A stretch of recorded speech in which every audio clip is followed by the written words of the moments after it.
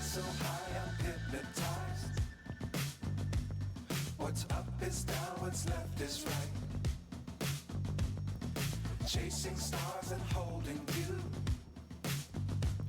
I can't see the end, but we'll see it through.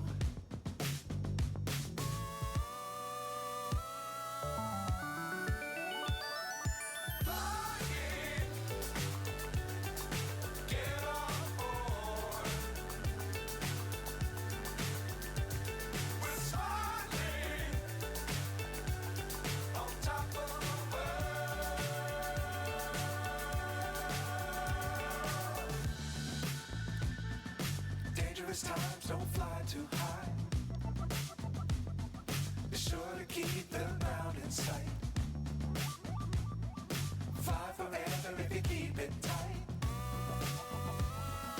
Love the world, but keep the sky on your mind.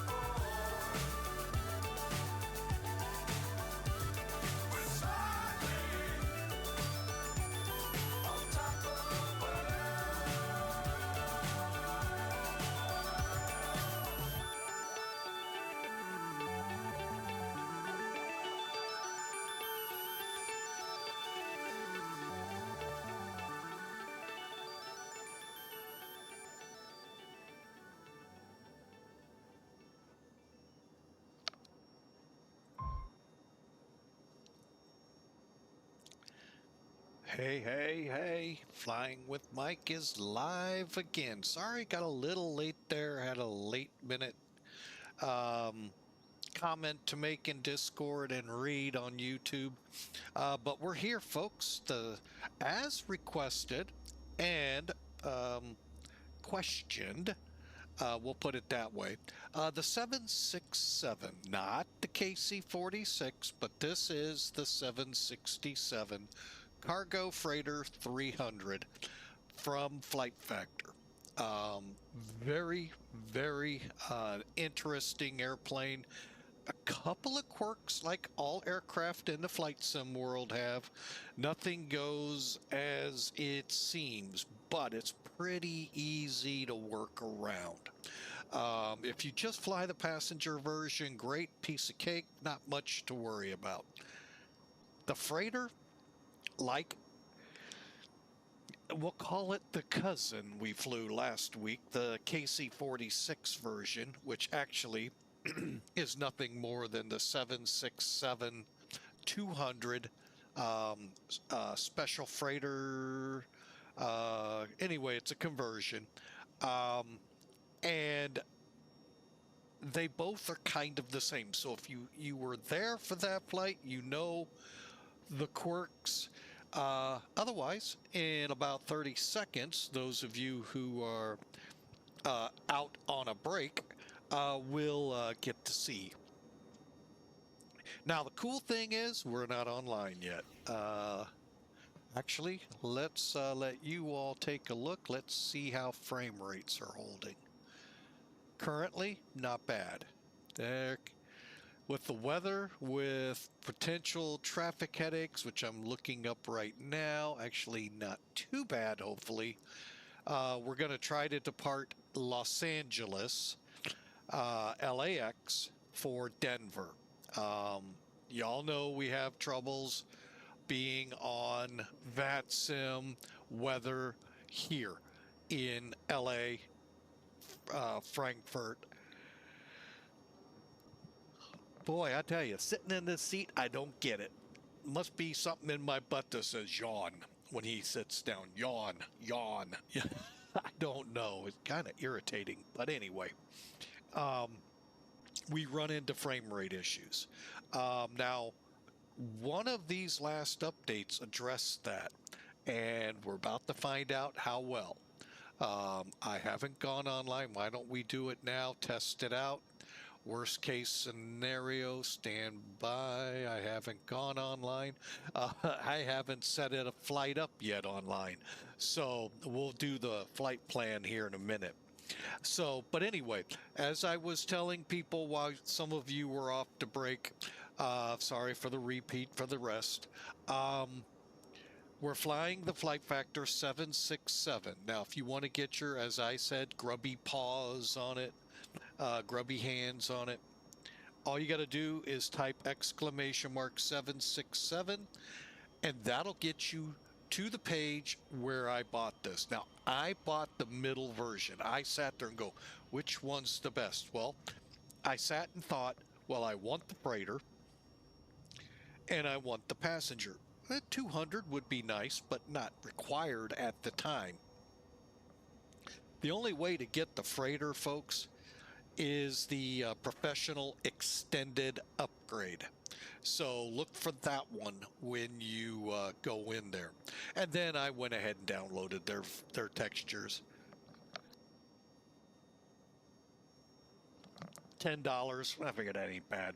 You know, granted, most of them you can find free. I get it. But, you know, it helps out the maker. Maybe, you know, we'll see.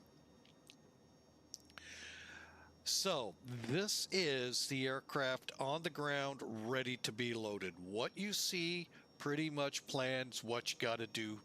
You probably don't have to have the air conditioning cart located under the engine, nor the chocks.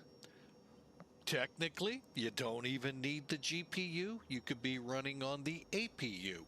What's the difference? G for ground power unit, A for auxiliary power unit on board. It's on board the aircraft as a backup power air hydraulic pump source.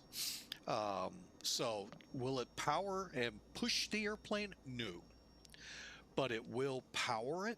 It will provide air and bleed air, and it will provide the ability for hydraulics. As best I understand it, there could be more, but it will not replace an engine if you lose it. So if you lose an engine, you're down to one pushing the plane.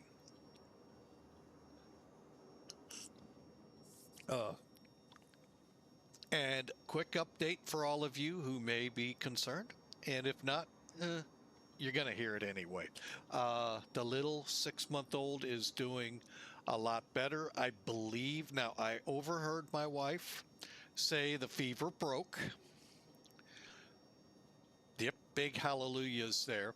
The little tyke, yeah, she's going to go through many of these. I know, just the way this one presented itself, raised my eyebrow even. And I've seen some sick kids. I've seen kids not breathing.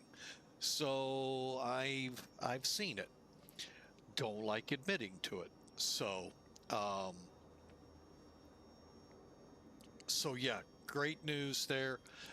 Weekend plans still in place. So folks, come tomorrow. That will be our last streams. Now those 2 little 30-minute flights, we'll see how they go. They may get scrubbed. I may pull a flight from yesterday into it that was planned. We'll kind of see what is going to transpire. So just be flexible with tomorrow. For sure, the one flight will go. I don't have my... Well, actually, yes, I do. Hey, dummy, you have Discord. You can go right to the channel. The South American flight will fly. Now, whether I pull in one of the other two, that's to be debated. After that, we're done. Pretty much done till Sunday, Monday, whenever, possibly even Tuesday. Don't know the whole game plan here, so um, we'll just kind of have to play by ear. So, I hope you all enjoy Cross the Pond on Saturday, those who are in it. I know some plan to be flying, but just not in it. Good luck, especially if you're close to where the action, we'll say, is. Again, expect very heavy potential disconnects from your clients because of the amount of volume. Folks, you're new to VATSIM, you're about to see what one of two of the busiest days on VATSIM. Westbound and eastbound cross pond. They're separate dates. Two events. All right, so without further ado, again, flight factor 767-300 freighter. About to depart. Well, not about. We gotta go through the whole thing. So bear with us. We're gonna get the plane up here as quick as we can. I do want to immediately talk about that quirk since we have everybody here. And to do that, let's do it properly. Bring in Sim Toolkit, which I like to do for pre-briefing. We've actually had several questions now arise about it. So there's so much to this program, folks, that a lot of people don't realize. But let me put the biggest thing out there about this program. It is free. Don't get this construed with not being free. Donations they like, but not require. It is free. And boy, do they give you a lot of bang for your buck. Way over Volanta, and you pay for a lot of Volanta, whether you know it or not. And that was something that came out in a couple of now 2 or 3 discussions I've had with different people over it. How they were talking up Volanta to me. I said, yeah, but you got to pay for a lot of that. And they're like, well, you do too. I said, no, not a dime. Not a dime for what I do here. And I want to just send a quick shout out to Sim Toolkit. They have a very, very wonderful product. They go deeper in their landing reports than Volanta does.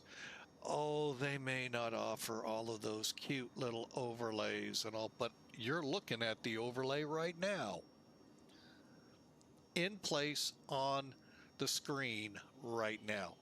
So I know some of you want to go in and graphically accent here, detract from here, flip flop this upside down, that, turn it around and wrap it up in a neat little bow. No. Very simple, very to the point what we're doing and where we are along the track. Doesn't get very easier than that. But we have a lot of tools over here. We also have the ability to add tools that we already have and use on our browsers. For instance, we all know SimBrief. We all know NavGraph.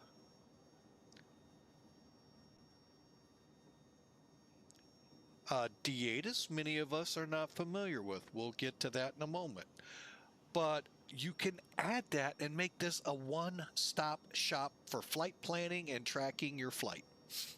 And Volanta can't say that. Neither can many others. Now, I am in alpha testing with Elevatech, showing a lot of promise. We'll hope. That's all we can do. I told them I'm going to give them my honest to God, unbiased opinions, and they accepted me into the program. So I give it to them. Now, granted, I haven't, said much. What they're doing is phenomenal. Will they go that next step? I don't know. don't know what their full intentions are, but what they've put out is good. It works. And graphically, there's some graphics in it that are a little nicer, polished, and this and that than Sim Toolkit, but overall, it's a flight tracking program, folks.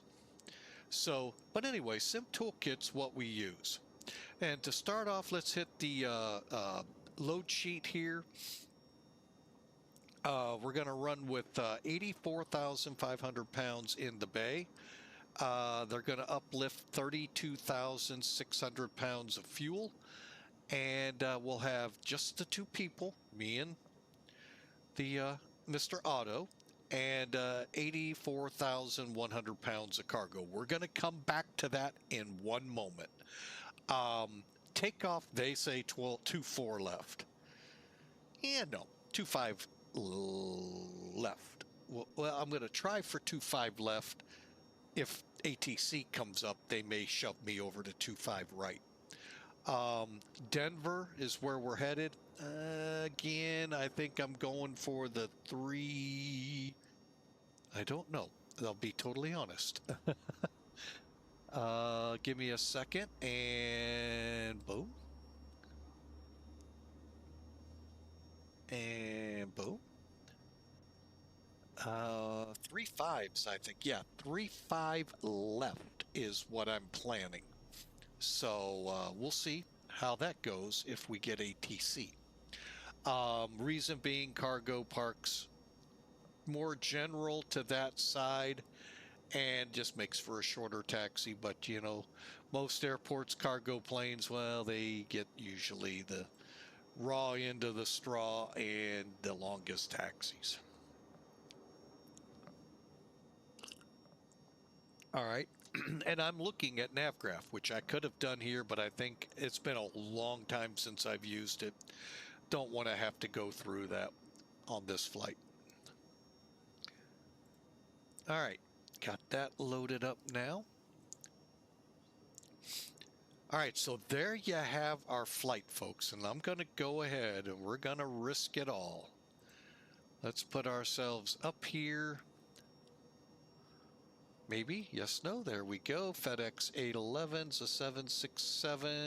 I don't think we're going to make that time, but I think we can do 17:15.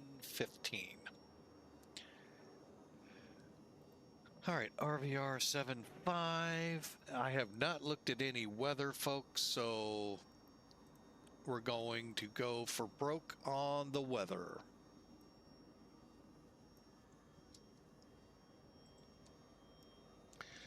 And of course, last but not least, little advertisement for the stream. All right, let's see if we can stay connected. And we're not in a Piper Arrow.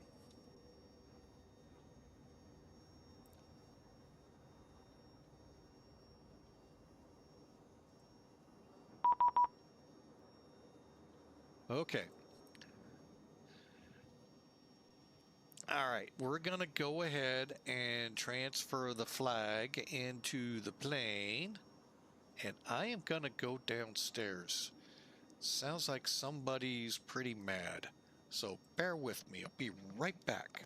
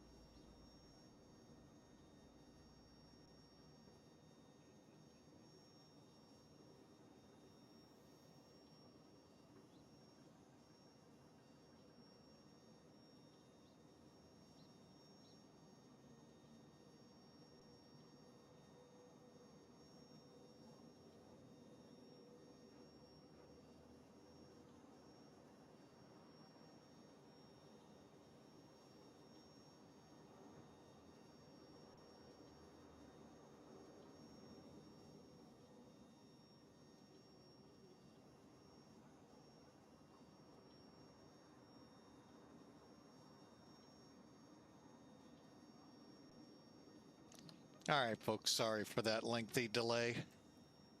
Ah, the old Lily is back.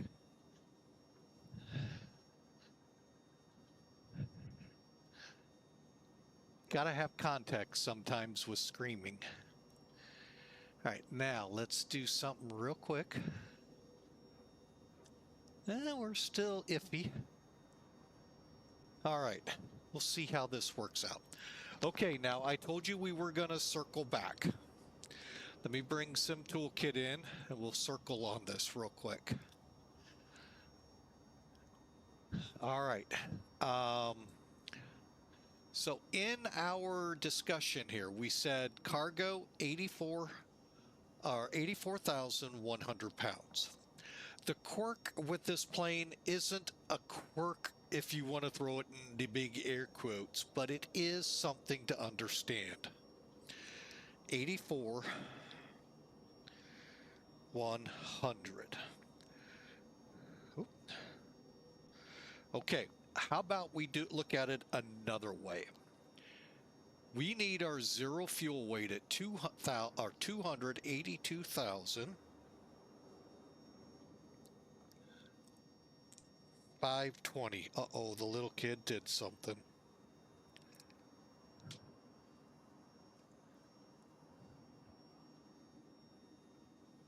I think she dropped her head too hard again. Poor kid, learning all of these things. All right, so 282,520 pounds is our goal for the zero fuel. Got it. By the way, the weather here, 5 miles haze, overcast 1600, winds out of the north at 3. Currently, real world ATIS has operations on 2.5 and 2.4. I know y'all are gonna, you go by the real world ATIS, it's if it's available. Over in Denver, a southeast wind at 3, so actually that should potentially eventually give us south ops. But right now they are landing to the north. Now, how do I know these things? I'm going to go one more step in.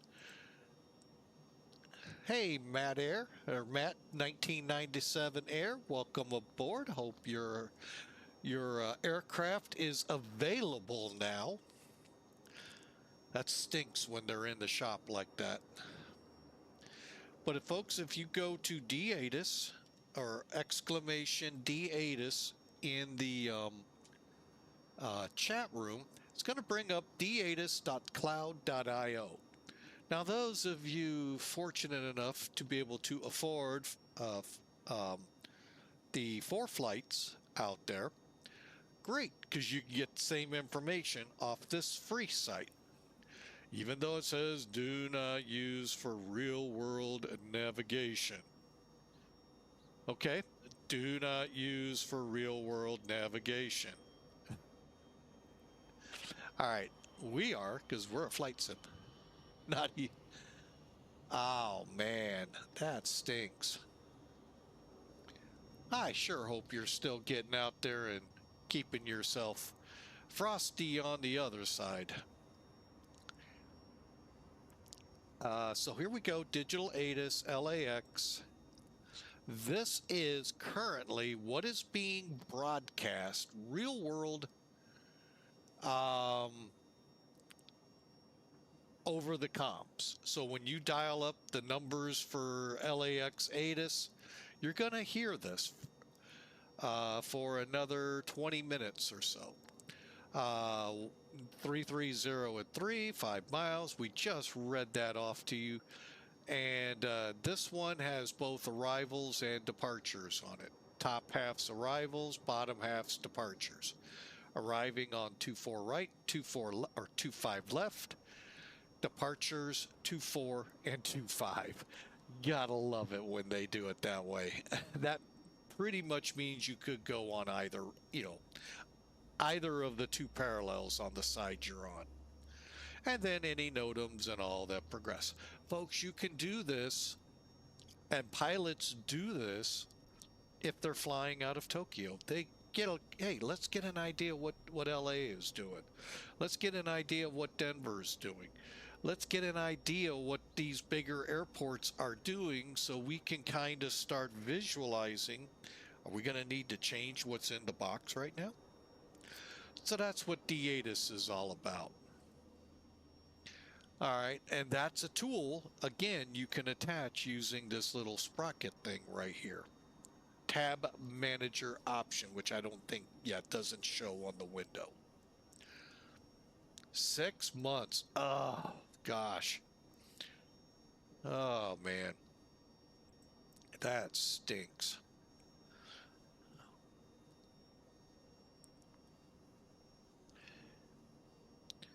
All right, so let's crawl up in the cockpit and make some heads or tails of this. And we'll actually, oh, sorry folks, I wanted to hit that key. All right, so how do we get around this? And then we're going to get this plane loaded. You can go here to the EFB, or it's right over here. Either way brings it up. You may have to hit the little arrow thingy if it's sideways. If you don't like it sideways. If you like it sideways, great. To each their own. Oh, coffee, coffee, coffee.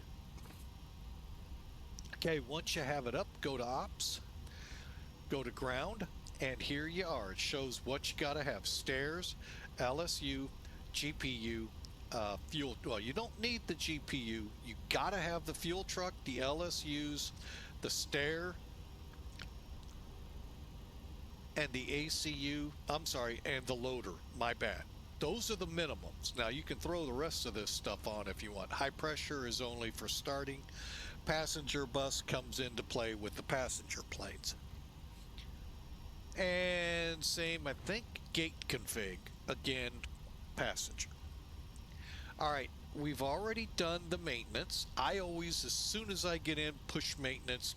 That way anything broke gets fixed. So we'll do it again. And there it is down at the bottom. Now, let's get into loading this thing. Pull out those $1 million scientific rocket science computer things called calculators. By the way, these were just starting to hit the market when I was in high school. But anyway, just a little side note. And boy, have they come in handy. Hang on a second here. Really, right now, can't tell if my wife may be getting overwhelmed by a fire down there. All right, so again, the goal is to reach 282,520 pounds. First off, make these zeros by simply clicking on them, clicking 0, hitting enter. Both of them. Now, sorry folks, we're going to be doing a little math. I know y'all wondered, what the heck am I going to do with all of this math when I grow up? Even in a game, we're playing with math. 82520. Now, I know some of you bring up the calculator and show it. I'm not doing that, sorry. I figure we're grown adults here is what you tell me, and you should be able to handle it yourself. Okay, so I come up with 84,520 pounds of payload. Now, mind you, there's 2 people, but they count as payload. Okay, they count. So you're building it into this formula. Now, here's where the confusion comes in. There's a lot of pallets here, aren't there, folks? Well, you can't use them all. Just never will. Okay. Each time, if you put pallet 1, it's 9,800. Pallet 2, 9,800 times 2. Pallet 3, 9,800 times 3. Getting the drift? Each pallet weighs 9,800 pounds. Don't worry about cargo weight at this time. Worry about here. Unless there's something I don't know here, worry just about how many pallets you're going to put in. So 84,520 pounds divided by 9,800 gets us 8.5 pallets. You're going, how do we do 8.5 pallets? Simple, put 8, enter. Now we're going to do math again. Just a heads up for those of you upset already that we've done it too much. Whoa, we did that wrong. 2,82520 minus the new 0 fuel weight. 276,400 equals 6,120 by my $1 million calculator. And you see, I told you, the money from subscriptions, donos, and bits helped the stream out, helped me buy this $1 million calculator. And I do have a bridge in Phoenix to take you all the way to Honolulu for sale for the low cost of a couple $1 million.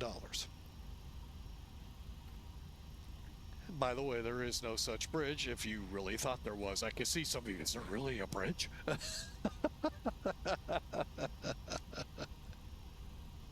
No. All right, so we're now loaded, folks. Okay, minus the fuel. Let's get the fuel in there. 32592. Enter. All right, so that is a loaded plane. However, it's technically not loaded. Now, what do I mean by that? You got to push the load button. Before you do that, optimize your CG. It's going to move these around inside there, down below, to get to the best possible center of gravity for your flight. Now push load. Now you're going to hear some banging around in the background. You're going to see a neat little message here. When that message goes away and the banging goes away in your ears, you can pretty well guess it's loaded. There's one other way.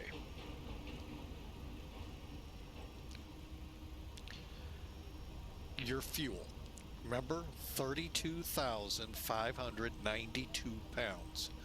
When that gets up to either 32.5, 32.6, you know you're done. So I know that went long and didn't help. We had a little, make sure we didn't have a crisis downstairs. Let's get the rest of the plane going. It shouldn't take that much longer. All right, so we've already got the battery on. One quick note here, folks, to help you out. If it has a guard on it, close it. Why? So if you're like me and you're coming here to click, say this, and slip and click here, or I'm trying to find something a little better off. Anyway, it takes, or accidentally click these instead of here. 2 clicks to make it do whatever the button says. In this case, gen disconnect. That's a sucky one because you got to shut the engine down, perform maintenance, start it back up. If you'd had the guard on it, it gives you one free chance. If you click it a second time, you did it. You see what I'm saying? Where the rest of these, one click, you did it. All right. So that's why try to remember to put your guards down. You're going to find this guy just as bad at it. So battery, standby power's on, bus ties, utilities, and our gen disconnects all good, ready to go. Emergency lights, guard, just click the guard and it'll put them in armed. Okay, let's switch over. Okay, and let's use that one. Click, click, and click. You're all going, wait a minute, you normally don't do that. You're right. However, in this plane, all 3 are right here, and there's your on batteries right there, on DC, on battery. All I'm doing is waiting for the word align to start showing. Move them to nav. So once the number gets to 0, it will align and it won't potentially lock up. LDS was a FSX Century of Flight, great 767 program. Um, that would, you couldn't go further. You had to restart. All right. Now, why did I move this to heading? So I get that's how many minutes till we're aligned. Okay, so I go ahead, put the hydraulic pumps and electric on, demands auto, verify, keep the APU off right now. No need to burn fuel. And we're right now full. See, we're at 32.6. So what we can do, and unfortunately there is no animation. Okay. Uh-oh. Did we disconnect? Oh no, we're still good. Good. Okay. So let's just kind of look at this real quick as we take some pieces away. All right. And yes, we're going to have fun when better pushback shows up. All right. So we'll pull it up here. Now I'm going to go to ground. Actually, I'm going to go to ops airplane. Close. Close. And yes, they are fast, and close. Now I'm going to go back to ground, pull the LSU and the fuel truck and the loader. So all we have are chocks, GPU, ASU, which is fine for what we're doing. Okay. Now in the airline world, I'd be throwing the EPU on right now. And if you like, we can. Let me know in the chat. All right, so let's get going here. We've got a little bit of time, but not a lot. All right, so let's pull this up. Actually,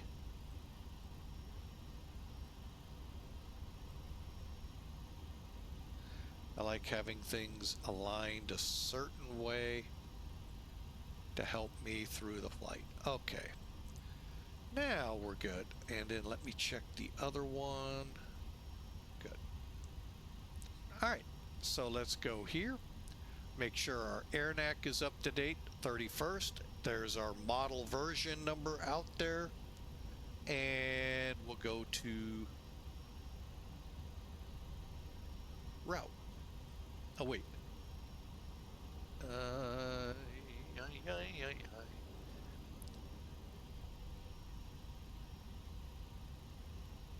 Okay, we'll start here. We'll go to position and it. Been just a tad since we've flown it. I know, just a week. Now, for the IRS, it's just as easy to select here as it is to go find it. Route LAX KDEN. Now, I actually do have a company route, KLAX KDEN. Now, some crews may opt to put it in themselves. Let me just look at my routing real quick. Okay, so we're going via Los Angeles, DICEE, via the 146, direct bump. Okay, that works. Route loaded. Activate, execute. Okay, so you see what's missing. I hope you do. The departure. All right, bear with me. We're going to come down here, roll this up, and put this on plan. Okay. In the meantime, we're going to also bring charts in.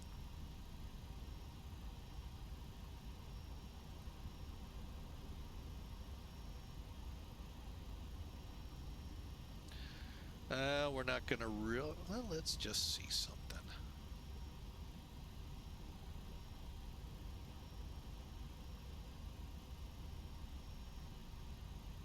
Oh well, we're just not gonna see it. That's okay. All right, well, we'll just work it out where I'm watching it. All right, so here's our route. You can see we have something called Orca 5. Okay, here's what it looks like. SoCal departures, depending on your headings. So ours would be 125.2 in the real world, sim world, whatever they dream up. And everywhere else, so north and northeast, oh, we actually could fall under two. Anyway, that's them. Airport's 128. Here's what's required. And here we go. All right, so basically for us, we're going to fly out to Docker and then vectored. All right, we're going to be vectored pretty much back to Clipper and on our track, okay, to Orca. If you don't believe me, read it. Climb 251 to 640 feet, then direct Hipper. Oh, I'm sorry, we were going to Hipper. At or below 3,000, then on a heading of 236. ATC will vector, left turn to Clipper, and then on track 44 to Kegs, to Coop, to Orca, and then on as filed. Maintain 23,000, and 5 minutes after departure, expect your assigned altitude. One question, IFR students. Never got an answer to this, and I always forget to ask my dad this. And if he's answered it, I hope 59 years old is better to you all memory-wise than me, because I don't remember. That clearance in the SID, does that mean if I don't hear ATC somewhere 5 minutes after departure, clear us up? Because 5 minutes to 23,000, there aren't a lot of airliners that can do that. But they might. Am I cleared then to just continue right on up to whatever we're expected at? Inquiring minds would like to know.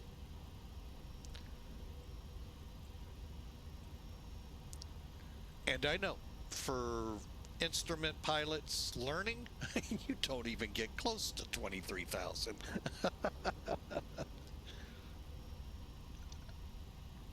You barely get above 10. And that's if you're trying to see how high the plane can really go. I know a pilot that did that. Yours truly. 25 left. Orca 5. And I think we said LAS transition. LAS transition. Execute. All right.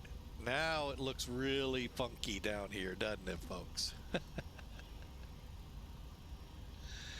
All right, let's see if we can't solve out some of the gobbledygook. Oh, cleared up a little. Oh, we must have aligned. We did. Okay. So, pull up the chart again. Zooming in. Hipper. Oh, there we go. Hipper 25 left. Okay. And you know what? I think I might dial us down to 20. Yeah. Actually, I got us back down to 10. All right, so there's Hipper.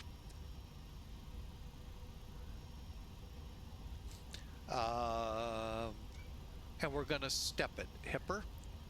There's our vector to Clipper, to Kegs, to Coop, to Orca, Navy, Blazin, LAS. Coop, Orca, Navy, Blazin, LAS. Click. Click. There we go. Then it's Newton, Bethel, Bredo,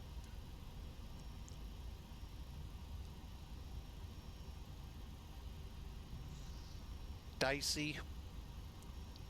Man, she is just going to town down there, folks. To BUMMP. All right, now currently they got us on 34 right.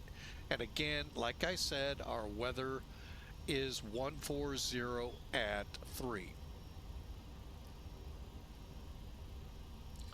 Another feature with NavGraph, you can click the AR. Here is the real world and that other thing called Pilot's Edge you pay for. Okay, we don't pay for it. We don't pay for being insulted, like I've listened to them to a few pilots. Anyway, so 130 at 310 miles, there's your weather. We just said it's an hour and 3 minutes old, so expect that to change. Currently, approaches are 34 right, 34 left, 34 right. Or try that again. 34 right, 35 left, 34, 35 right. Echo Charlie close between taxiway P and 35 left. Okay. These are real world again notices, folks. Now, as we progress from here on out, by that I mean weather-wise, here in the northern latitudes, it is progressing into that nasty 5-letter word. 6-letter. Winter. If snow is on the ground, if the runways are slick, they will have codes in here for you to apply into your arrival data to affect letting you know, is that runway safe or not? Okay. Now your airline gets it too. The pilots can get it on the ATIS, can get it through the the airman NOTAM system. So that will begin to show up again. Those of you in Sweden, Finland, Alaska, Northern Canada, and all already seeing these codes. So just want you to know they're coming, and that's what they're for. How they're integrated in the cockpit, that part of the equation I was never privy to. All I know is where the data is and what it means from my work at an airport. So just alerting you that is coming. All right, so really wish they'd update TAF. That's another way to figure out what the heck is going on. So for now, the winds are going to be variable, switching at about 20 Zulu today to a more southerly flow. We're going to go with that. Even though, well, we're going to plan 3-5 left. How about that? Ready to switch to 3-5 right. Correction, 1-7 right.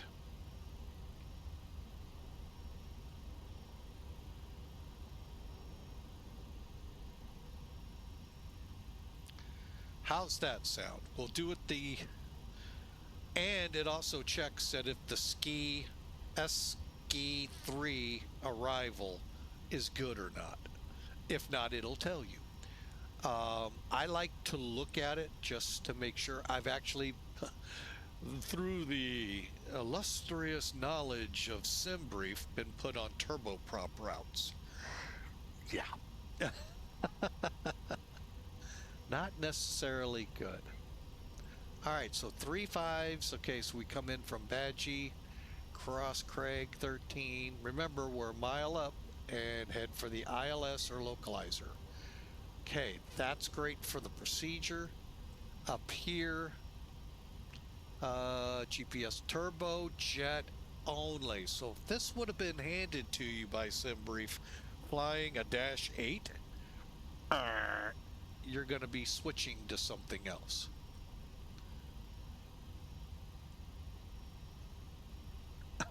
I can't tell if the girl is what she's doing down there. Almost worth going down, but we can't right now. All right, so there you have it.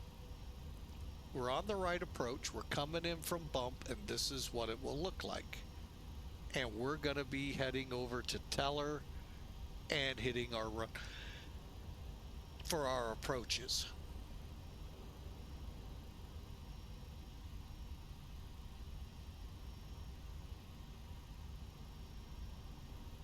Okay, pretty simple stuff, right? We'll just go to departure arrival again. Select our run. Whoop, whoop, whoop, whoop, whoop. Back to index. My bad. We were on 25. There we go. Now we'll select our approach.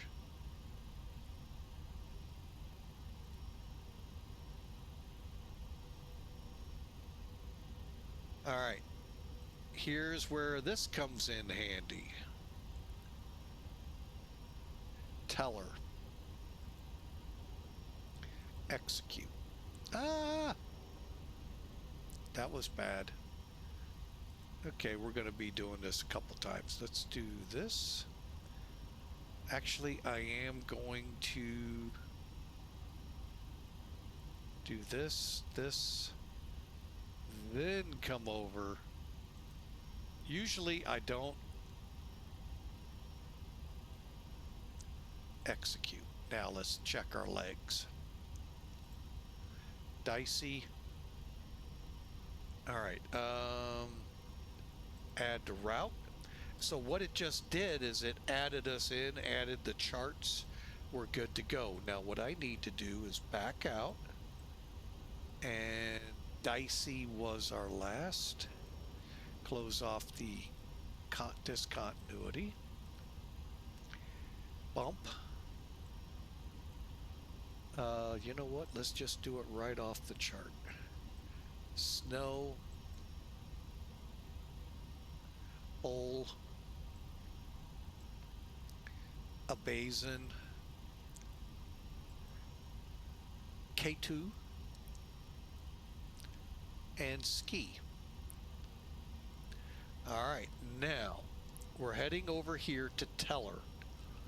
All right, so we need badge,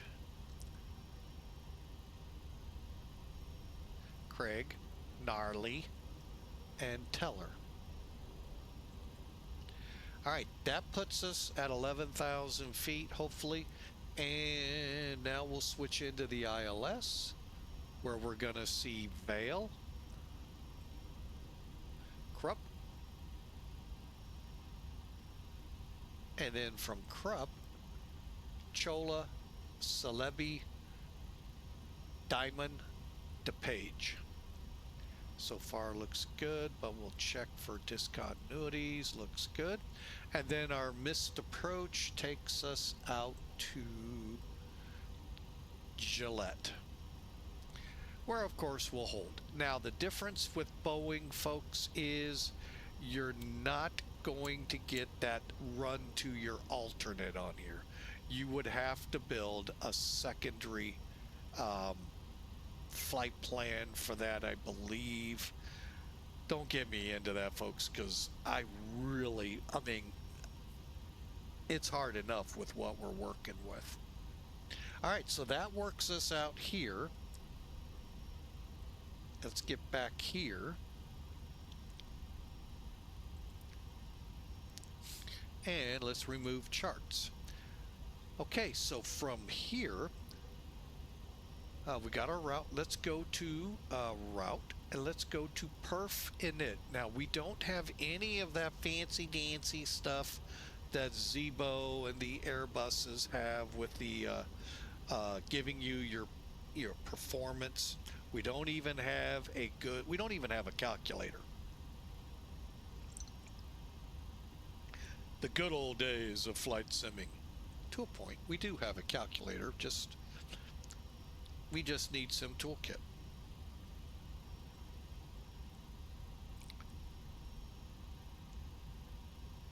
Okay, now I know it covered it up. Now let's go to SimBrief. And let's view the flight plan. Here it is. And now you have the option of going here. Notice you got to fill all of this in, so we'd have to go here. We're going to do it this time, folks, and show you why I don't do this. 162. Yeah, KLAX. No, we're on 25 left. Feet, pounds, takeoff weight. Oh, now we got to go get that. Lucky for me, I have it up over here. 314, 112. Whoop, 112. Optimum. Now, for the most part, we're, I think, done. Populate the weather. Populate the weather. It's not 0. Come on. Is it? No, it's not. Why is it putting it that way?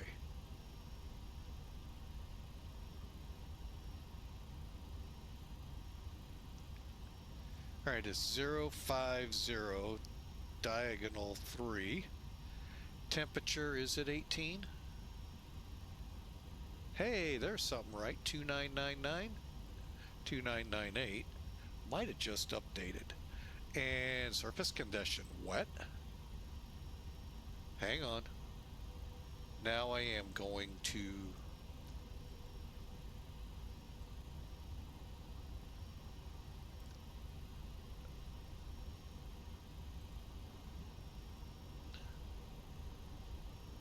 all right, hang on. Let's see. Departure 13 minutes ago. Which one are we on? Departure. Runways.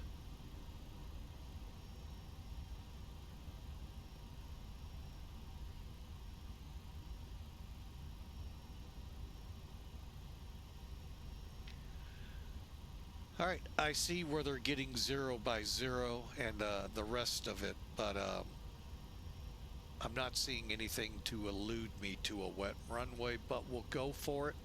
All right, routes.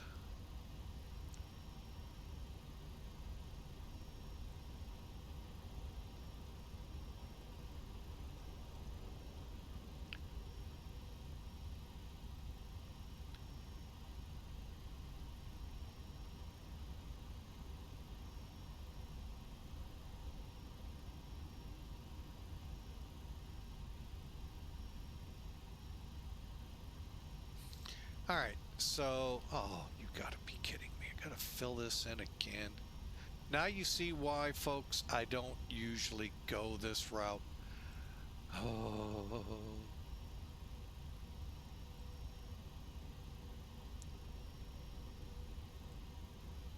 Normally I abandon.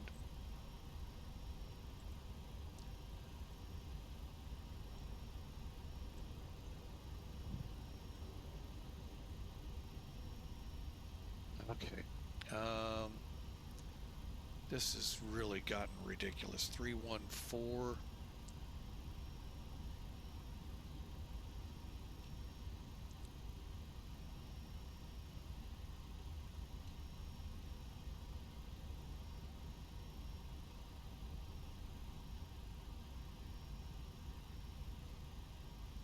All right, now why people do it this way is right here.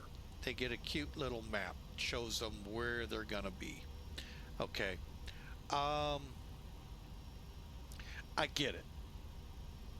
That's why I showed it to you. I told you about this many a time. Um, so with our settings, we've got this aircraft, that engine, that weight, bleeds on, anti-ice off. There's our speeds, our limits, and the weather, which, whatever. I'm not going to argue with it again. Um, so there you have it, folks. That's what we're dealing with. We're going to go with it because I'm not doing that again. Holy mackerel. I normally, what I do, folks, is I'll go in, go to my flight. Here, now you've seen the map. Okay, so now all of you are happy. Here's our flight plan. Takeoff performance. Look, it's all filled in except for the right runway that we're using. And the weather.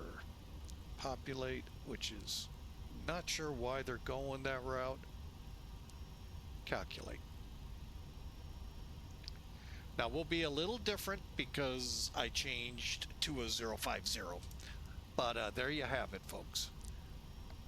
So 145, 150, 154. The only thing not given to you here is trim. That'll be given to you in the aircraft.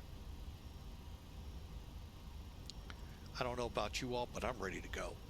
All right, so what I do here, just simply click 282.5, 315.1.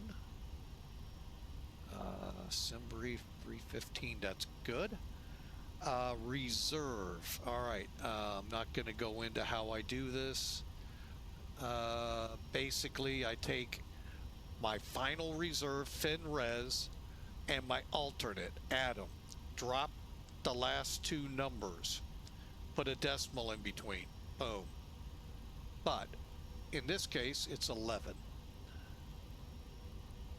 By the way, for those curious, the alternate today is Colorado Springs, a whole whopping 15 minutes south by airplane.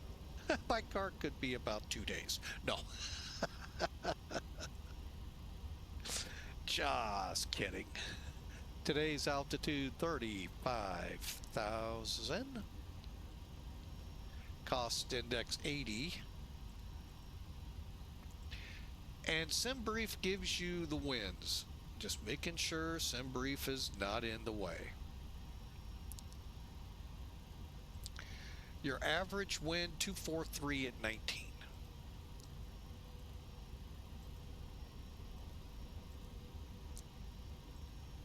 And I'm going to go ahead and put the step in there saying, but more than likely not getting it. Okay, takeoff. Click CG. Then click next page. Wind. Currently 050. Diagonal 3. Okay. Slope for good old Los Angeles.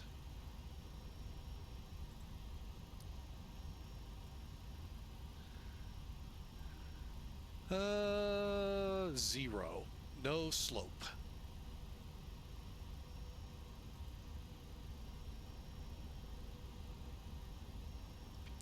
And our outside air temperature 18.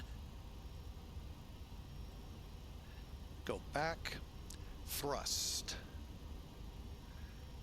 Now I need to pull this back up. 42. 42. Flaps 5. Let's turn that on. Now, the computer was increasing speeds to improve climb limits.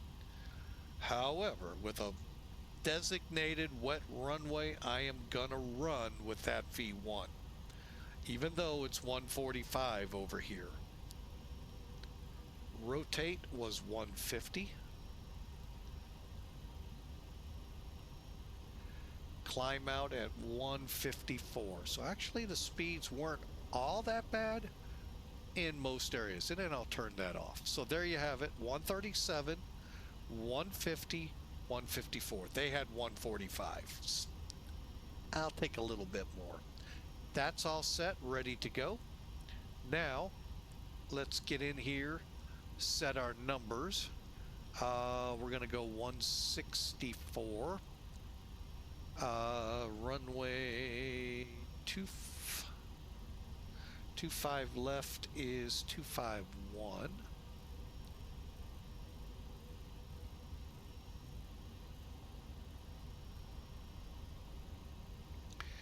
$10,000 feet.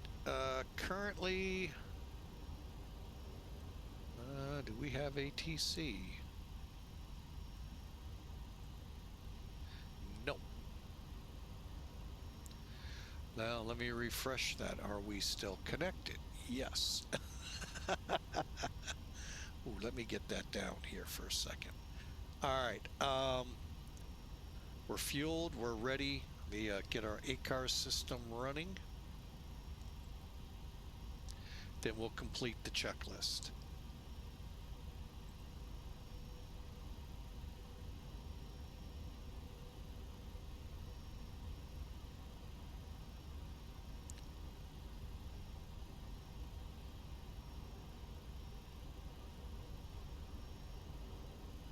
Oh, there's an update. I wonder what's changed. I'll have to go over to FedEx or talk to the man behind it all and find out what changed.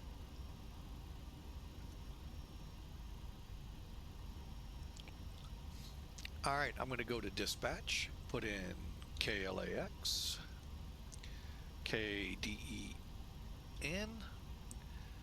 downlink,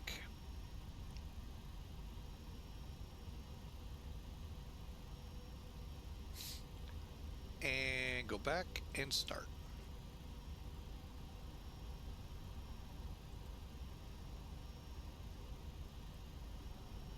All right, we're ready to go. Now I can put that up on that screen. Okay, so we're ready to go. Okay, so we finished. Let's head up top, get the final stuff done up top. Oh, I gotta change that. Okay, so we're set. Let's put this to the correct. Okay, engines are set and on. All looking good. Fuel pump as we turn. Watch how fast this thing fires up. I say that, now watch it take its time.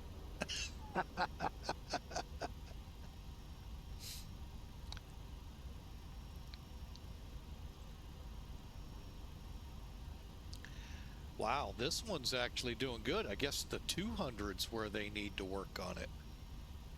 This one's actually building up a lot better. Usually you can blink your eye and it's done. All right, so left and right yaw dampers we confirmed we're on. We'll look at it again.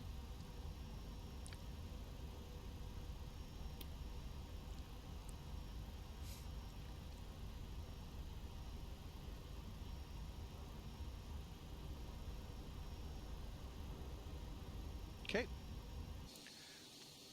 Yeah, we definitely got to change that. Whew. All right, so the APU's on, so let's click and turn that off. Everything's looking good. Okay, the left and center right isolation. External power shows available. So now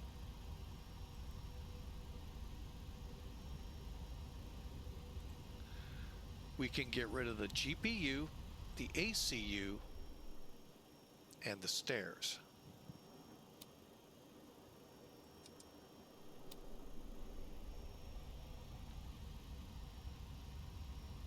Okay, that gets us ready to go.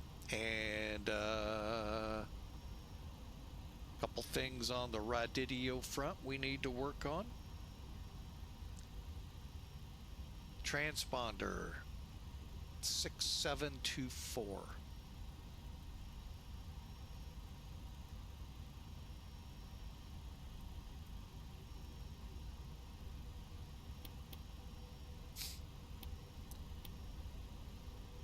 Okay.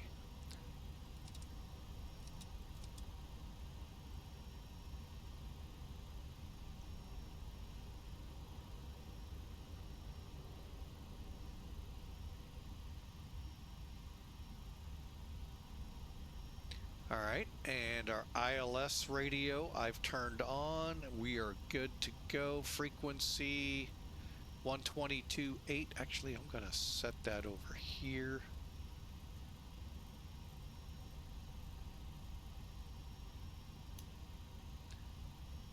Messages dot CTAFKLAX 2095.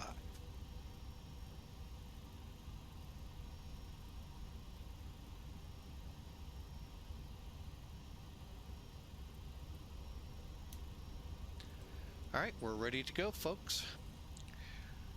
Finishing it up, radios are set. Equipment cooling.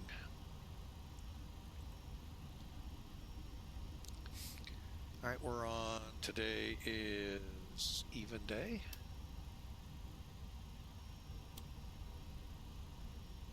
And altitude where we're going,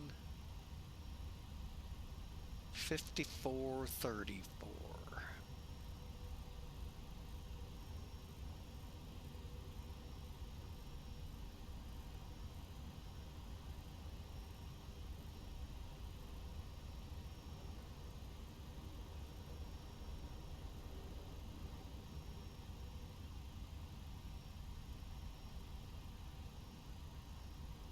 Okay.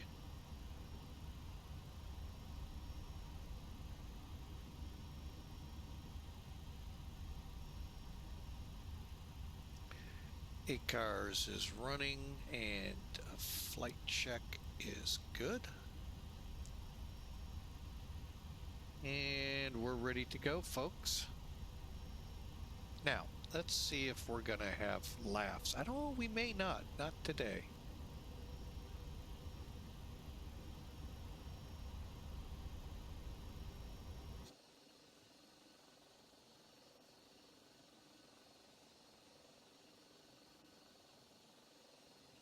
Did I do this wrong?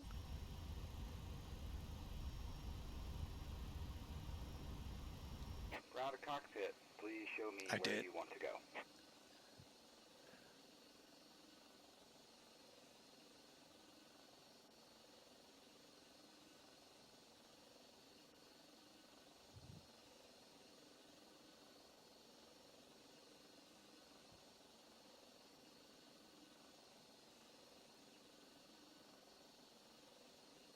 Ground to cockpit. Tow is driving up. All right, so let's put our beacon on. Clear away the chocks. Oh, there he is. He's up on the roof. Ah, they cracked me up.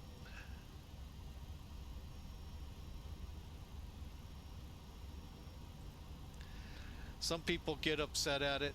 I mean, it'd be nice if he was on the ground, but the difference is kind of fun.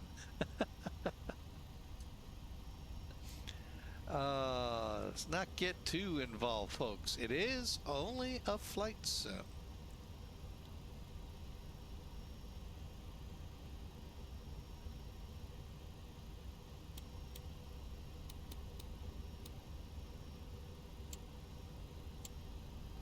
Okay, all doors and hatches are closed.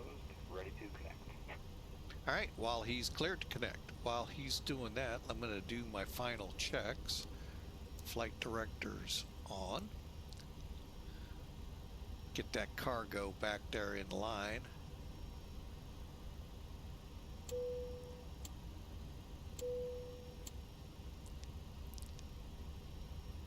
Alex, traffic, Spark 430, where EC45 lifting off from Atlanta, departure 25 left on the Alex 1.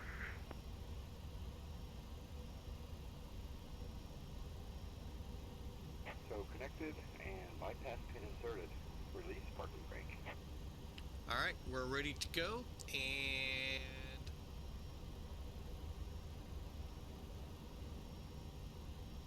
let me take a look at something here.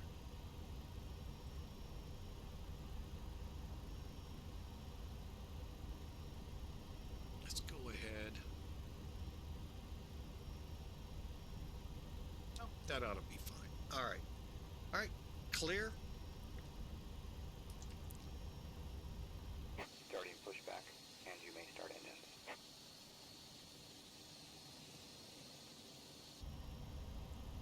All right, to start the engines, like many, turn the packs off.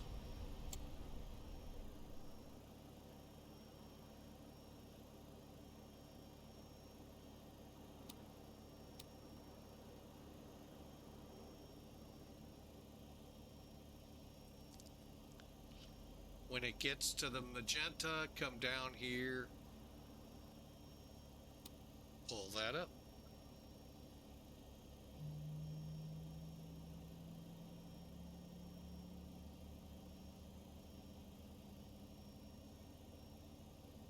All right, a little longer startup than I was hoping, but it's been a while since we've flown this version.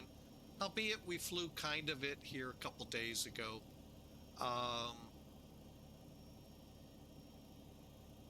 But I hope you got something out of it at least.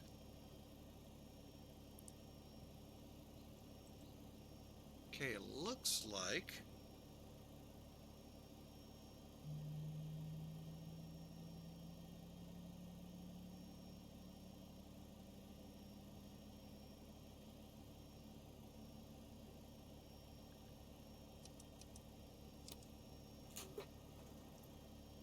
helps to have the fuel on, folks. I'm like, what the heck's going on here? Is it already spooled up?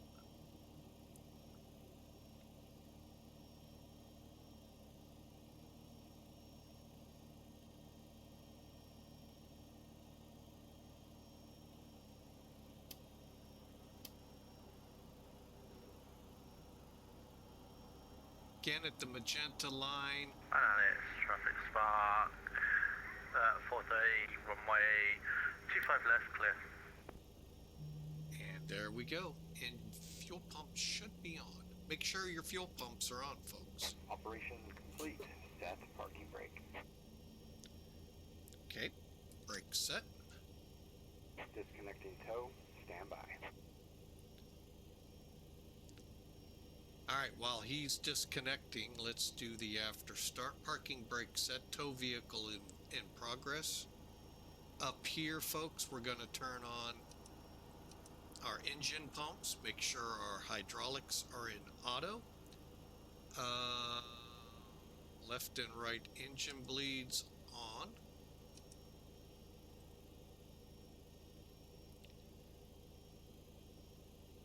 Anti-ice. We're not going to need it here. Possibly Denver. PAX. Back on.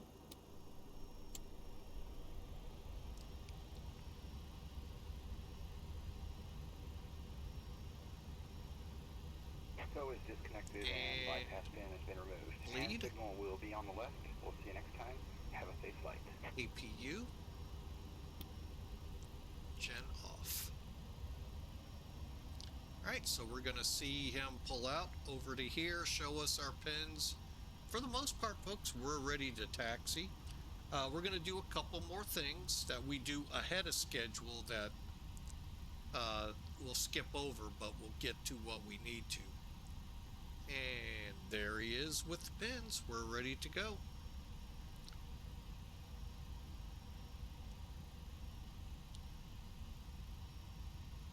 Okay, auto brakes, reject. Taxi altimeters here one more time.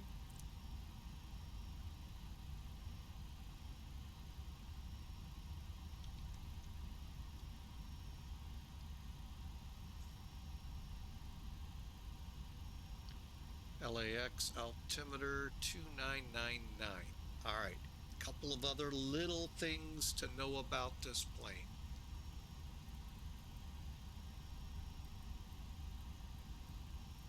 All right, intentionally went way over. You see how you got the error message, altitude disagree? Okay, well, I'm going to pull back to the right numbers. Yeah, it went away. Not because of that, because this one does not read the same as the first officer's.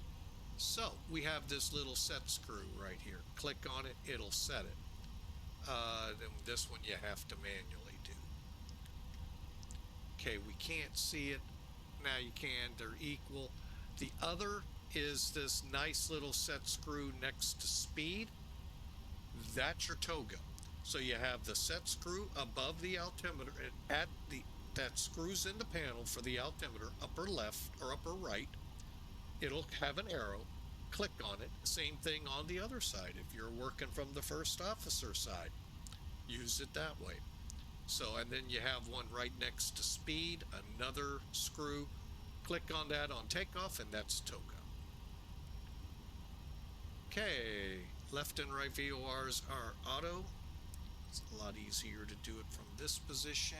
Auto and auto. Flight directors are indeed on. State trim 3.9.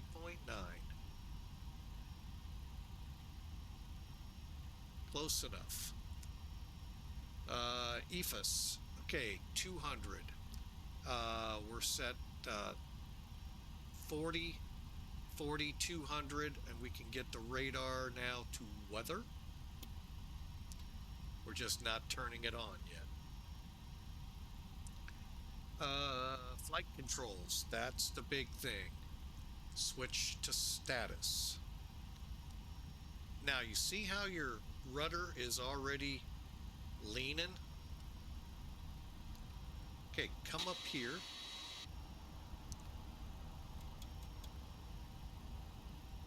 Now it's dead on. It's the yaw dampers.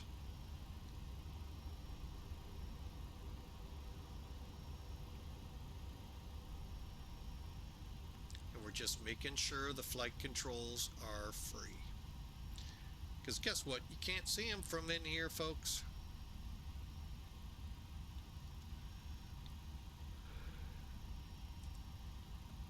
And of course, we want to make sure they center. Radar marking, we're ready to taxi. So what I like to do is come over here,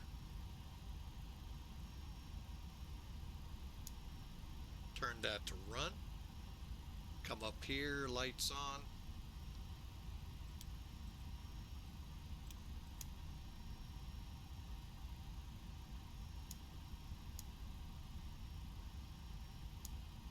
Okay, no, we don't need the full array yet.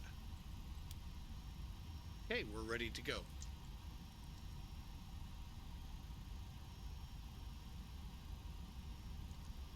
So again, took a little longer than expected. Granted, we had about a 5-10 minute pause because I wasn't sure what was going on downstairs with the little one. But yeah, we're on our way. KLAX traffic, FedEx 811 heavy, taxi to 25 left for departure.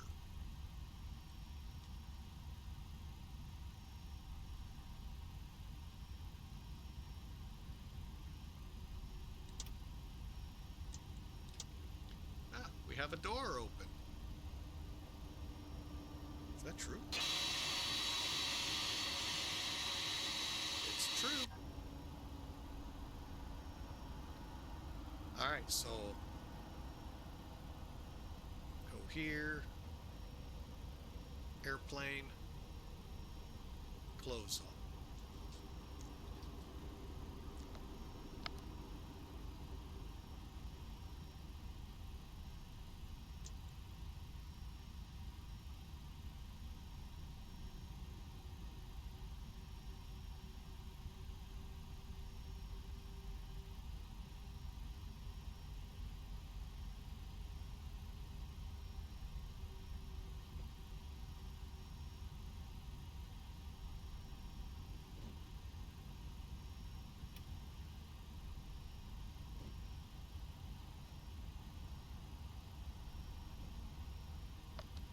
All right, folks, little break from my voice.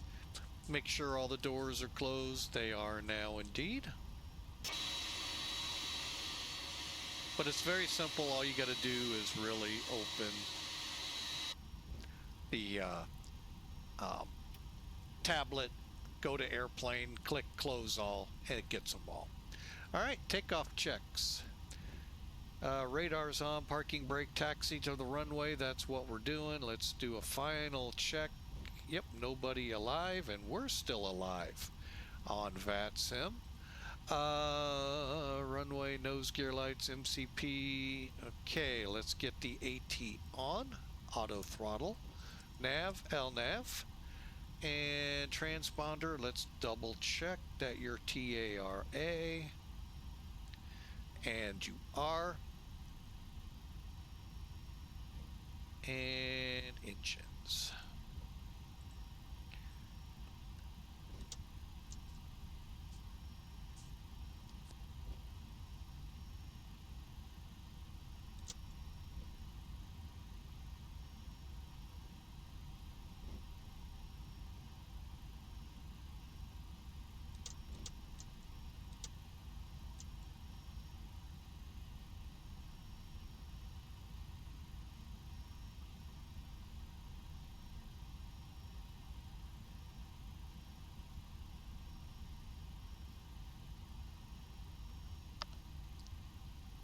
KLAX traffic, FedEx 811 heavy, departing 25 left.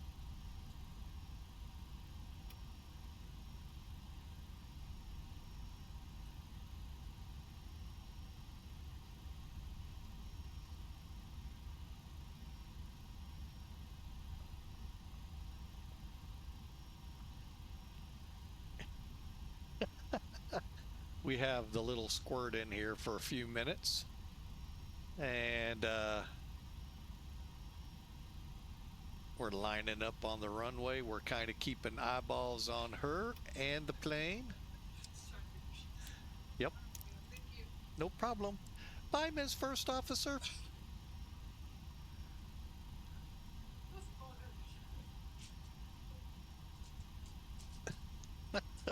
Boy, she is wound up. That's awesome to see her feeling better. And I hope the Miss Ella is doing the same out in the land of St. Chuck. She too has been under the weather, and hopefully it doesn't spread to Charlie. All right, folks, we're ready to go. Clear for takeoff. Orca 5 departure. RNAV to... The heck are we RNAV to? Hipper. Here comes the power. We got that set.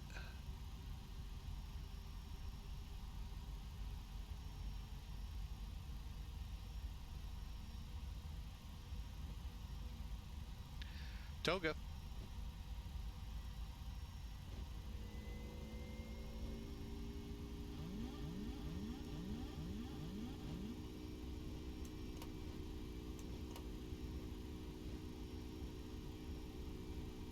Would help to put some flaps in on this takeoff.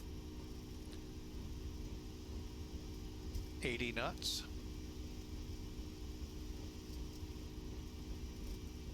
120.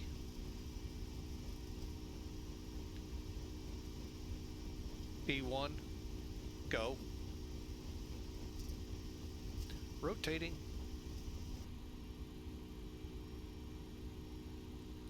Positive rate gears coming up.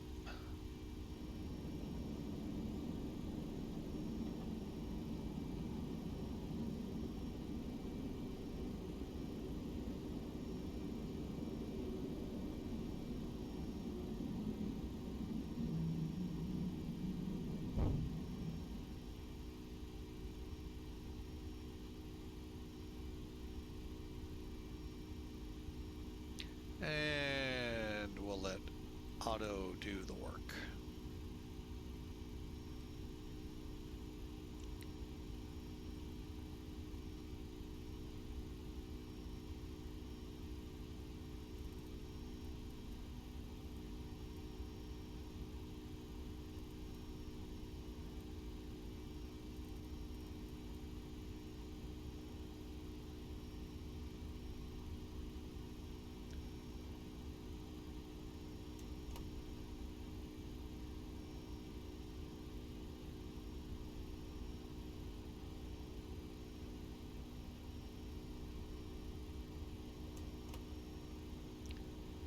Okay, flaps are up and we are RNAVing out to sea.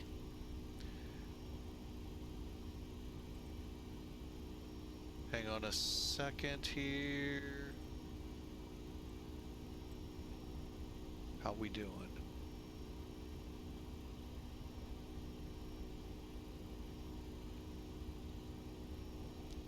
$5,000 will make the turn back to Clipper.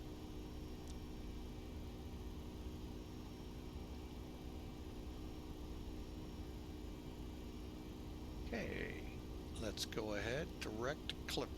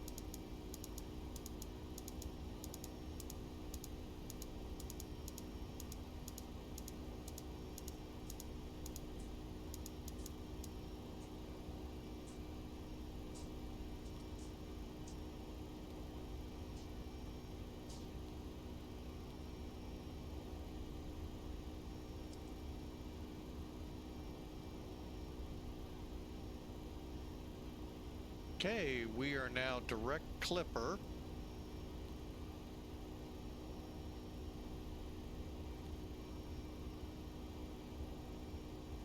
And above 10,000 feet.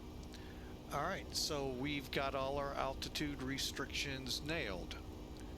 And off, off, off, off.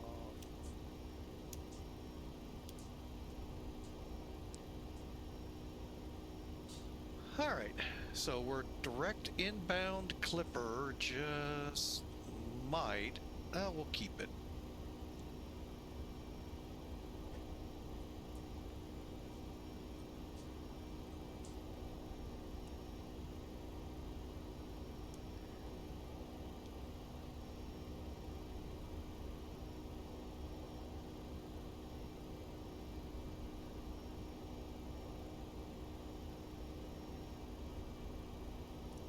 And now we're turning on course. Doing pretty good frame rate wise. All right. Map. Let you get an idea where we are. LAX right there.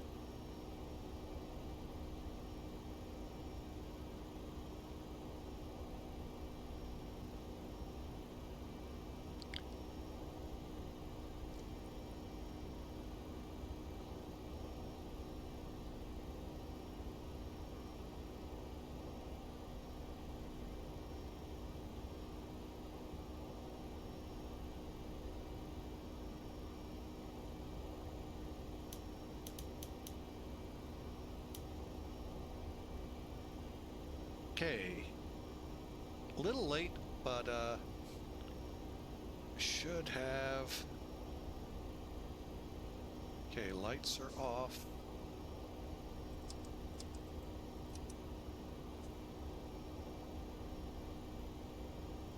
All right, we are indeed on our way to Denver.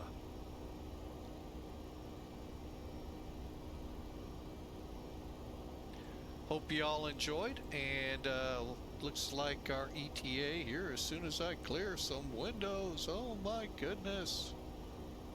Uh-oh. That's one way to clear that. X out. Hang on. Let me get my charts program back. Oops.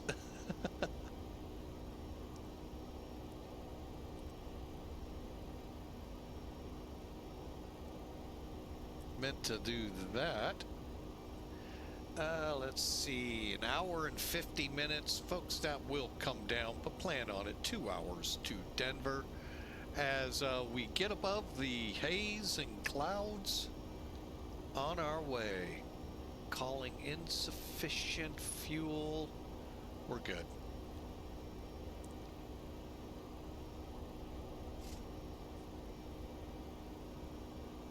$18,000. Unfortunately, I don't have good news on this front. You have to, for those of us with weaker eyes, you have to. All right, so you see 2992, 2992, or 9. So we just click. Now they're even. Okay, we've been pushed back now some 13 minutes. We're on our way, folks. Sorry it took so long to get off the ground. Hopefully we won't be that long up here in our next flight. So we'll get up here to Denver and tell you all about what's coming up. Glad y'all are here. Thank you for taking some time out on your... Hang on. Let me double check. I got this wrong yesterday. Wednesday, hump day, folks. And hope y'all are ready for your cross the pond excursions this Saturday. Make sure you got plenty of Java on board, otherwise known as coffee.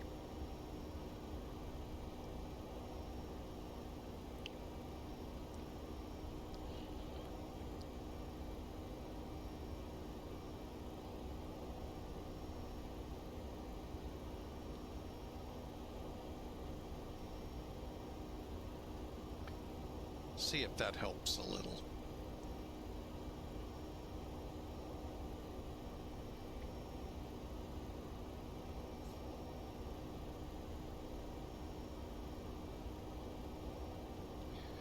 am going to, while we're in this slight interlude,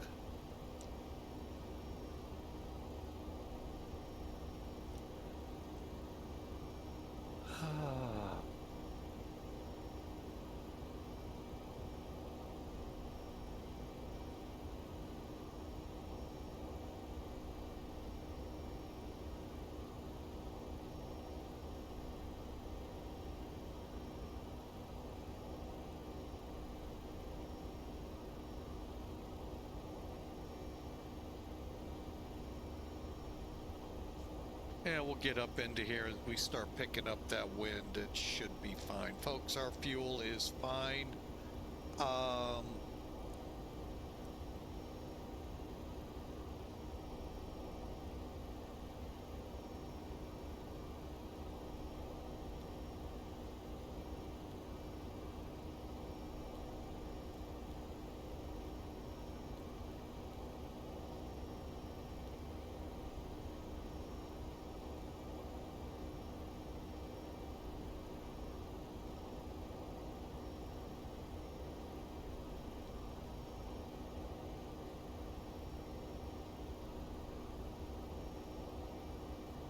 All right, there you have it.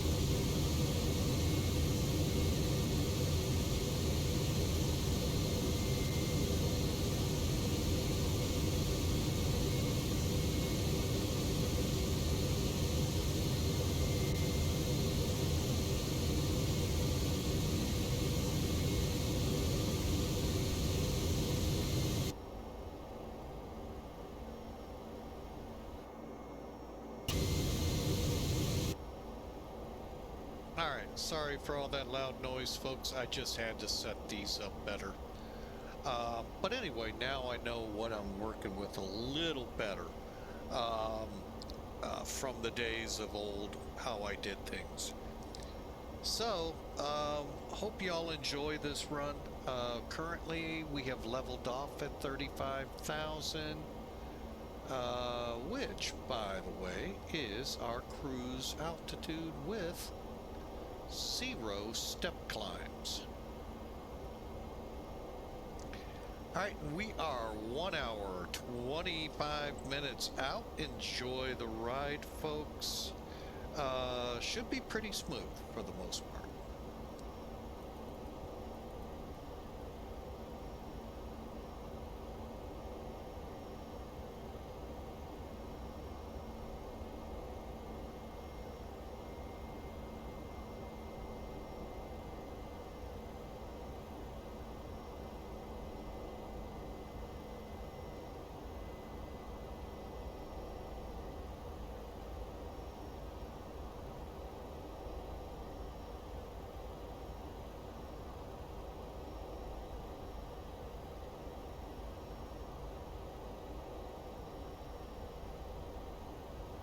Getting a good 47 frames a second here, folks. 46, 47. That's really good. I have to admit, that's actually pretty good, folks.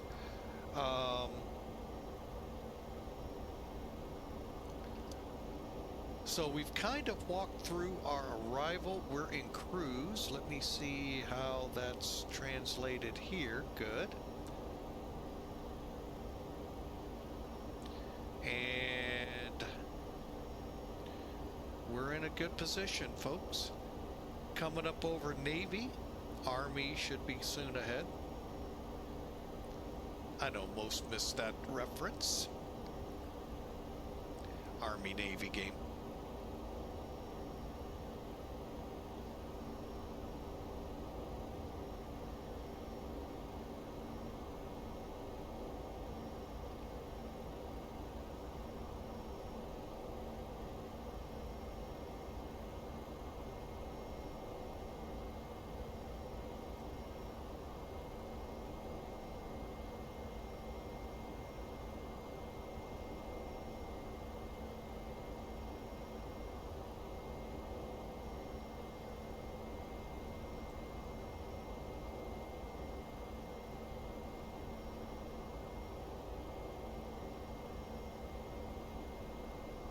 All right, folks, I am going to take a quick break, be right back, and we'll get this into Denver. Be right back.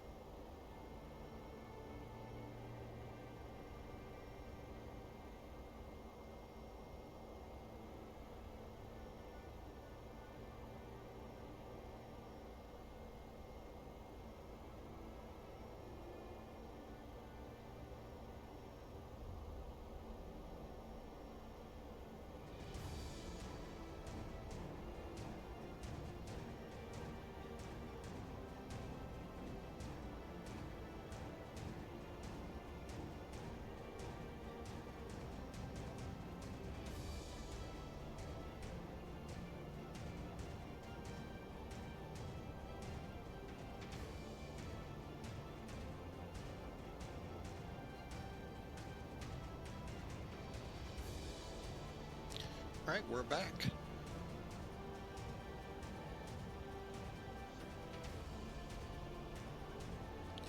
All right, the only controller I see up here right now, San Diego. We're approaching Vegas, and we're out in over the desert, folks. Beautiful day. Hope y'all have had a great week. As you all know mine, I tell all here. Again, for those just tuned in, you're probably wondering, why aren't you flying Thursday, Friday, Saturday, or Sunday? I have my granddaughters here. 2 from one daughter, 1 from another, and we may or may not have them all because my other daughter wants to watch some of them. We'll see how that all plays out. But yeah, we're going to keep to it. Thursday, we're going to guarantee the Brazilian flight. Beyond that, we'll see. It's touch and go on that day, and the rest, they are not scheduled. So we're kind of taking a little bit of a break. We've been kind of doing that a lot lately, and I do apologize.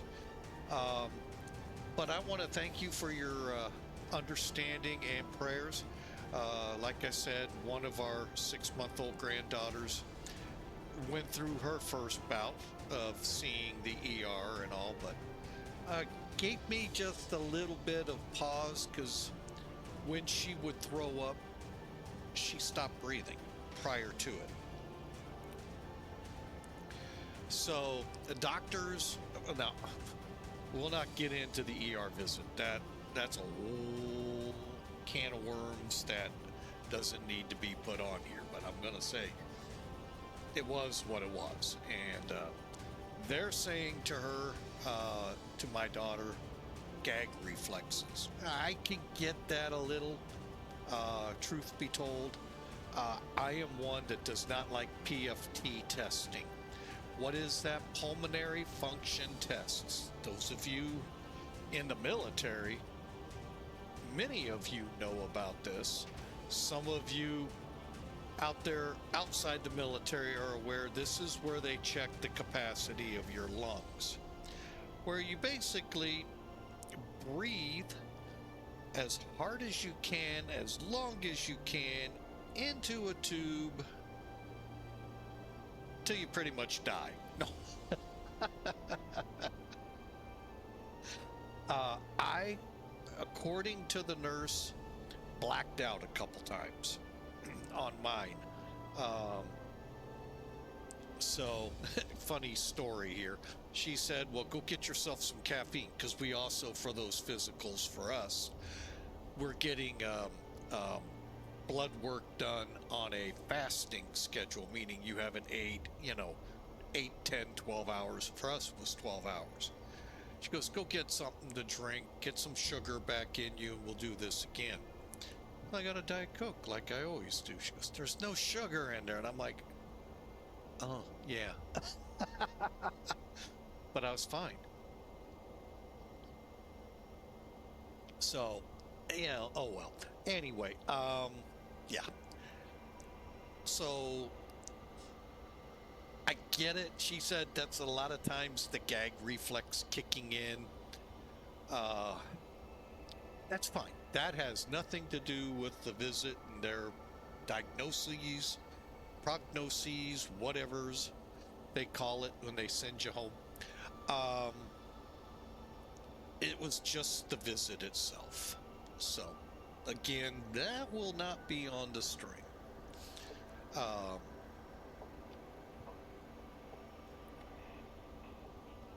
So, anyway, we're home. She's getting better. I'm praying that I don't get sick, or my wife doesn't get sick from it. But it is what it is if we do. So, yeah, we have been a little derelict the last couple of weeks here. We're trying to get back on schedule, folks. It's just, folks, we're starting to move into the holiday season. Christmas is upon us. And, I love it. Get past this thing called Halloween. I'm really not a fan of it. But and get into, yes, more stressful times, but at the same time, for me, what a great season, Christmas. The coming of our Lord Jesus Christ. Ah, what a great season. So, love it. Love it.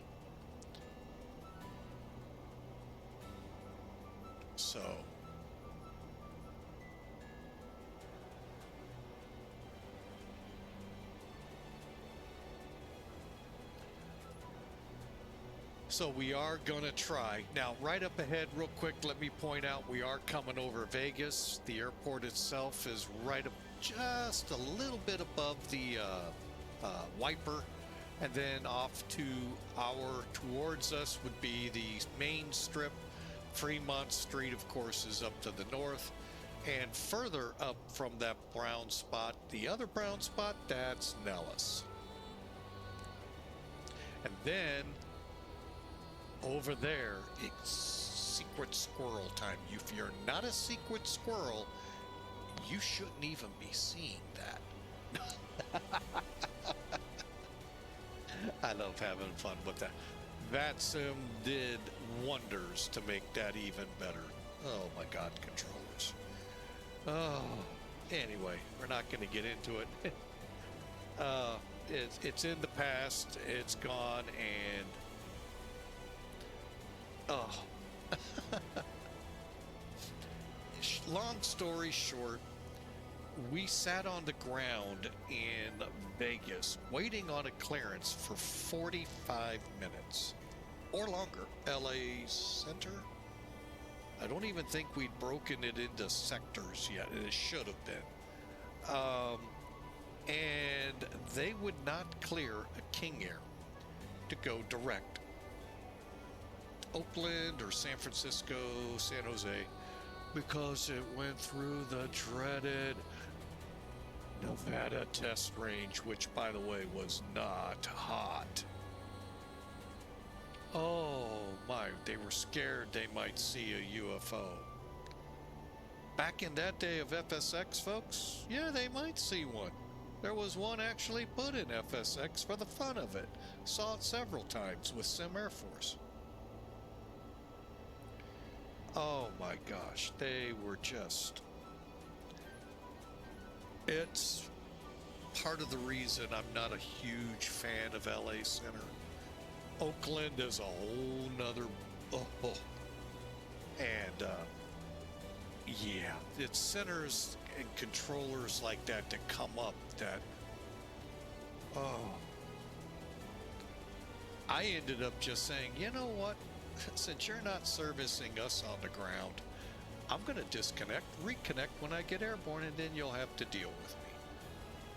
So, and I'm sorry, I know that's probably a huge rule breaker, but you really can't stop them. Except, lighten up, Francis. There isn't anything on the flight sim that's going to be, oh my God, and if it is, oh my God, why is it on there? Coming from that world. So, oh, by the way, DCS flies in there all the time. They got a theater in there. So, that's part of my issues sometimes that come up with FATSIM. We're all here to have fun. Let's have fun. So, anyway, hopefully the new rules, albeit more on the control side of the house, hopefully won't impede and to where I just won't fly on it. The new update coming when we start updates again with X-Plane, it's supposed to be 1.3 unless they have to do another beta. Who knows? I really don't know how that works in the X-Plane house, Laminar. So, is supposed to deal with ATC, not VATSIM, not POSCON. Wish they'd deal with pilot, whatever that one is out here. that you pay for. Oh my God. I would never pay for that. I know you guys enjoy your friends on it and all. Holy mackerel. I've listened to a few that were on Pilot's Edge that were on YouTube, and you couldn't pay me to come on it. So, disrespect huge, and not paying for it. So, and it is pay service. That's the sad thing.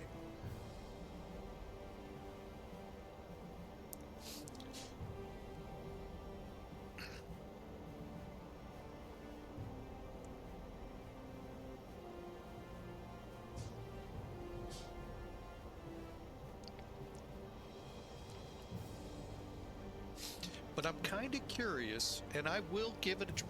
Right now, the reason we don't use the onboard ATC features of X-Plane is the same reasons I didn't in FSX.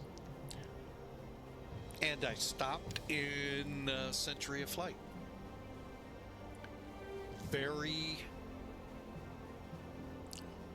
It's going to be a bad word to use, dumb. Almost stupid in how it generally worked. Nothing to see a vector for 70 to 100 miles to finally just tell it, you know what, I'm going direct whether you like it or not. And I mean, it was horrible. And that's why you haven't heard or seen it here.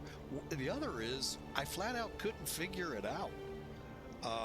So I pretty much stopped immediately using it the one or two times I tried, and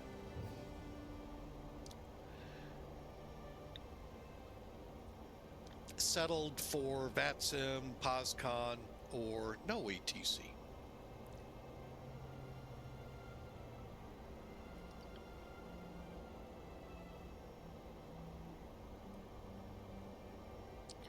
Right, so we put Vegas behind us. We're over Lake Mead, headed for Denver.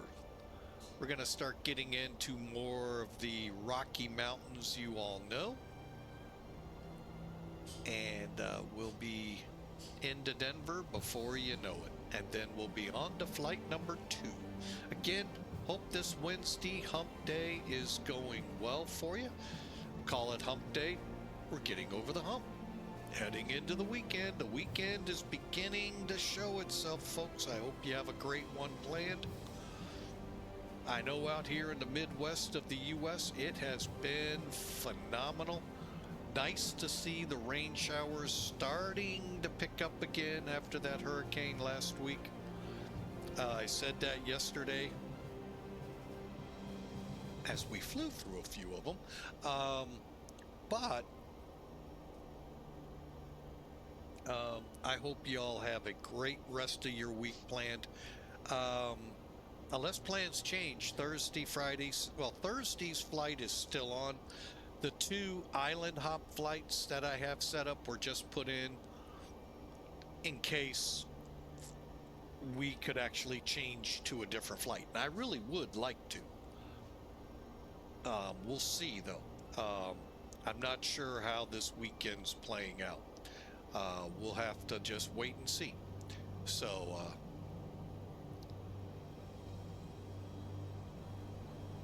but for now, we end the Brazilian flight, possibly run from Ceiba to St. Bart's to St. Martin, and that'll be it, folks, for the week. So we can watch our grandkids.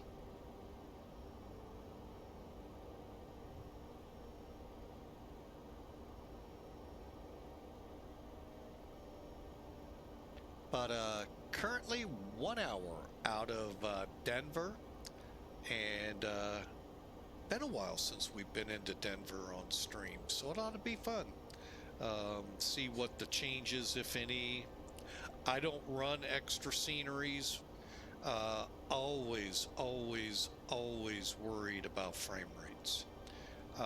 especially the major big airports. Um, I would love to put the Nimbus Chicago and JFK in there. 556, Midland to RMP approach, 24 right traffic. And thank you for that, because that means I forgot to switch over to Unicom.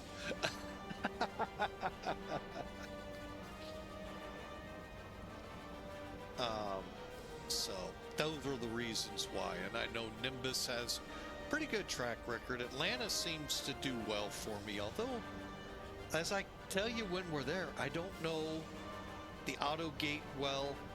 I guess it's automatic. As soon as I set the brake, bloop, the jetway just magically on the airplane, instead of you controlling it, which is fine.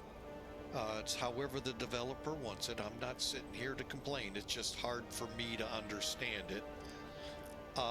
Plus, we can't do a couple of other things.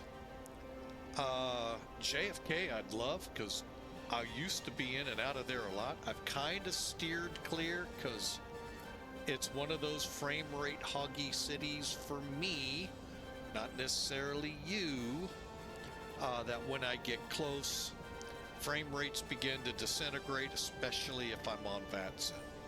Heathrow, same thing. LAX, Chicago, Miami on occasion. Again, another one we haven't been to in a while.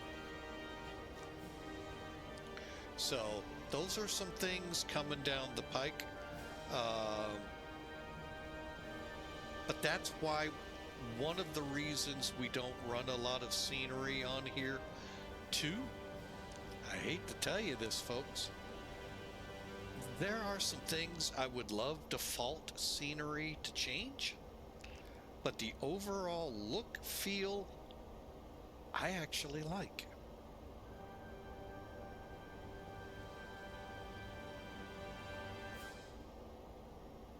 I actually do like it. So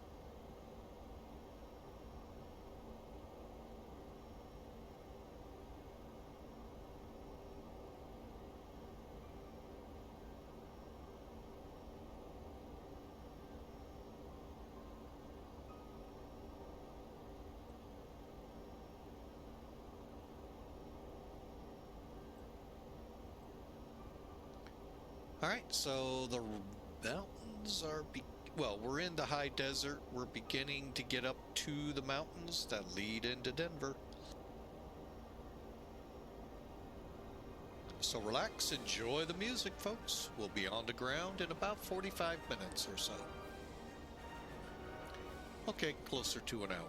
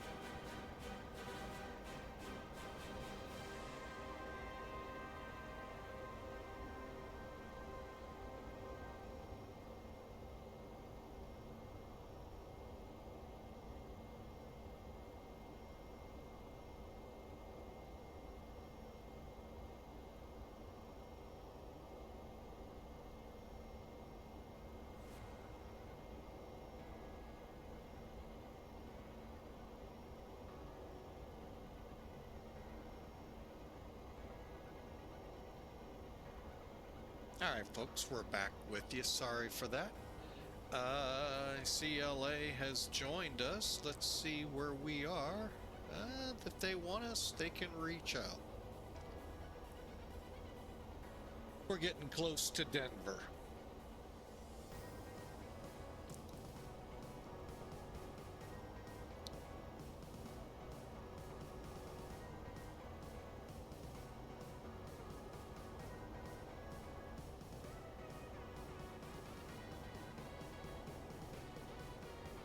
So, how many got out and saw the Aurora a couple nights ago? Would have been over the weekend, I think. Maybe it was Friday. More importantly, the comet that has been in the sky the last couple of nights. I am going to try to look this little thing up.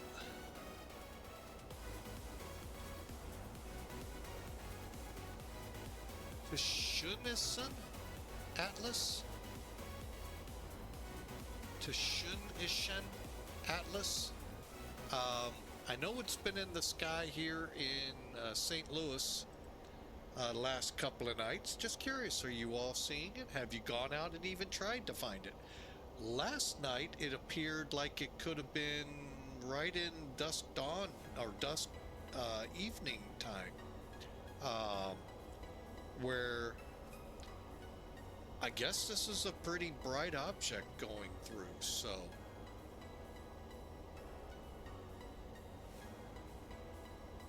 just curious because we've had a bunch of auroras this year pretty far south. Normally St. Louis is way out of the path of seeing them. Now, we did not see it. We actually went out one night. They were saying we should be able to see it. Never did. Even with low light cameras. How they're doing it, I have no idea, but we never saw it. And we could be just close enough to the town's lights to make it even that much harder. I will say that much. But the comet Schunnischen Atlas, I haven't even tried. So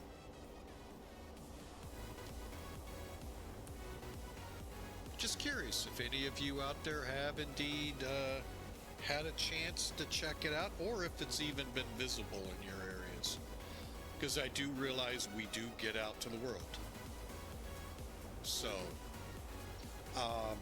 speaking of that, I just had a YouTube studio weekly update, I think it's called, where I'd ask, what is the next country that I thought would be with the most populous viewers on YouTube for us?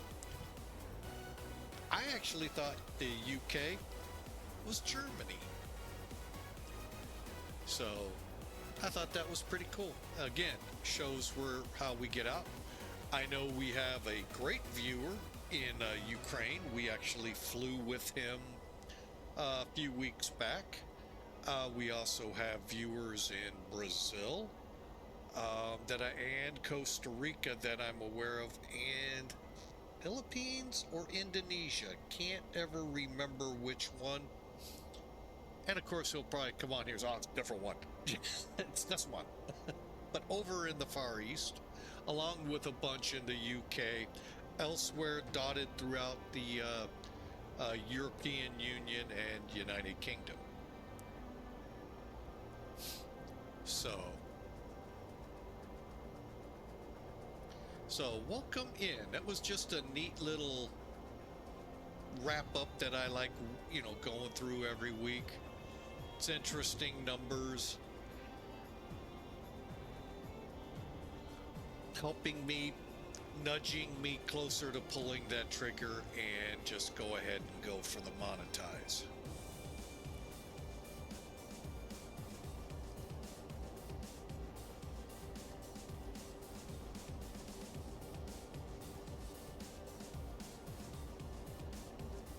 So again, welcome aboard. Right now, at about 45 minutes out of the Denver area, according to Sim Toolkit.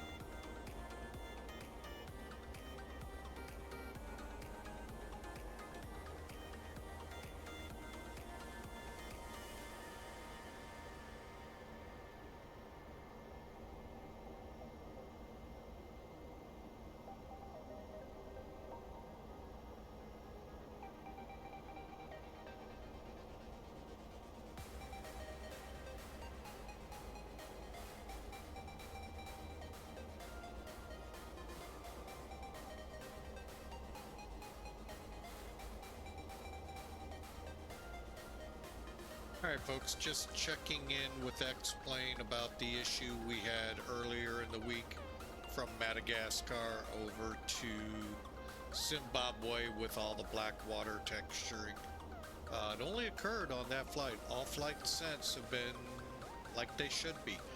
Only difference is I did run the updater to see when the announcement came up that in the release notes there that 1.2 for X-Plane 12 was ending, or the betas, or however it was worded. Bad Attitude and I were talking it over and thought, well, let's run it and see, and still the same numbers, but maybe it was a corrupted file, who knows. I now know where the shader cache is.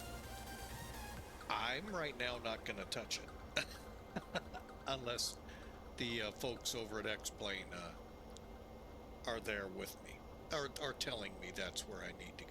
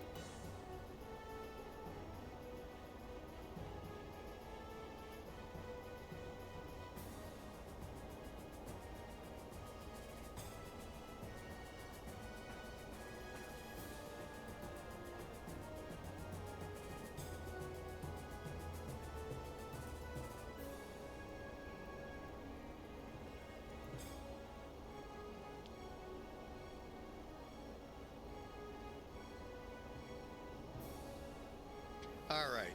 Yeah, still just kind of conversing with them. Actually, one of them's on and sent me a couple things to look at, and no, we're not. We don't do one of those things. But that was great. Yeah, circle cam, zoom it out into space. No, we're not doing that. We don't do that. I know some of you out there enjoy that when it comes in from space. Right into your spot 10 minutes later. No, I love you guys that do that. That's cool. I'm fine with it just blink right on the plane when we come on. I've done that a couple times, and well, it's fun, but it's not easy, that's for sure.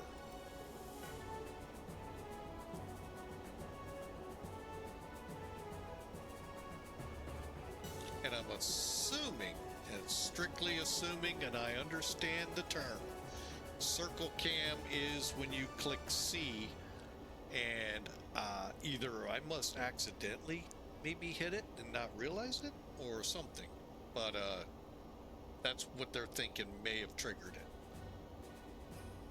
I don't know. I really don't. But I do appreciate all the help that X-Plane has been giving. I like one of the comments in there too. I'll keep it there. Y'all go over, find me in there, and read for yourself. Doesn't need to be broadcast, but that was great.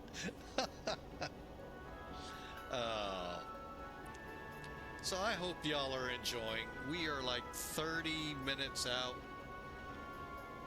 Duluth Fly is in our Discord. Well, welcome in, sir.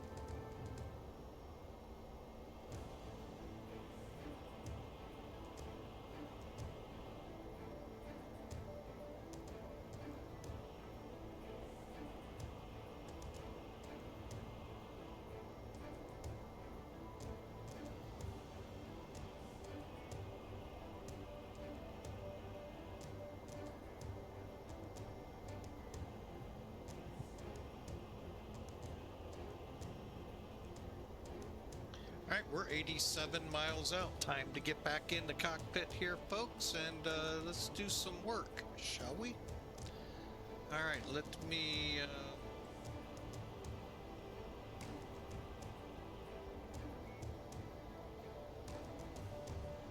All right, let me pull up charts.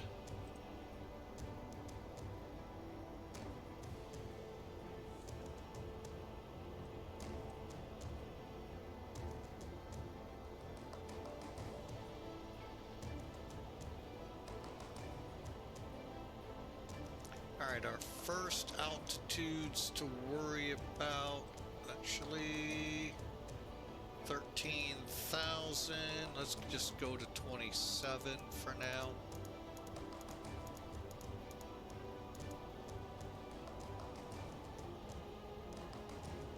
Okay, so what we can do is go to descent. Now we can click descent now, but first verify your transition level. Okay, in the US, this is pretty simple. Everywhere else, verify it. Now, let me rephrase the US. North America, for the most part, you're fine. Mexico, you could run into some troubles. Central America gets a little flaky. But overall, North America, that's what it is. Everywhere else in the world, check your charts. Okay, it'll tell you if you look on the star, which is your standard terminal arrival chart, it's gonna tell you ATC dependent or something to that effect. Let me see, this one might actually tell me. Oh no, it actually will. But yes, they'll say ATC. So what I do then, go to my arrival, my actual approach chart. Up in the top, take that number until you got a ATIS or something over there in Europe, wherever. And usually it'll say TL or TA. Go with that then. But if you're in North America, we're good here. Makes it a little simpler. All right, let's go to progress. We got 60 miles still. All right, while we're here, looking at charts, let's go to our ILS. Okay, it needs to be set.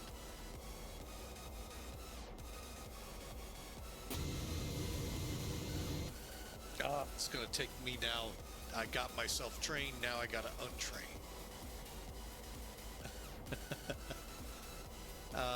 50, right? 1085035 something. 3. All right, so we're set up, folks. This is your ILS frequency. Don't try to set the ones here. Leave them on auto. What they're doing is working off what's close by. Okay.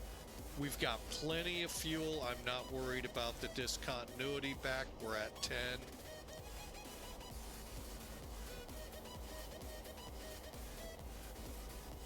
It'll come back. But there you are, folks. The Rocky Mountains straight ahead.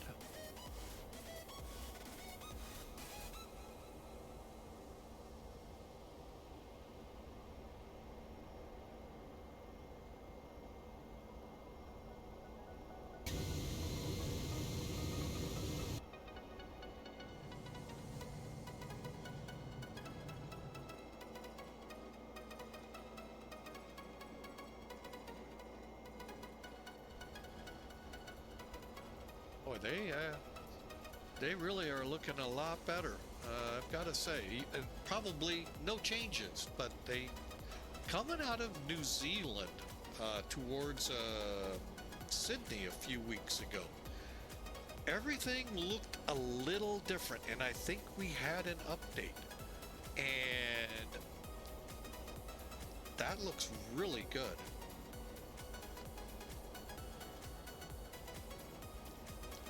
All right, Denver.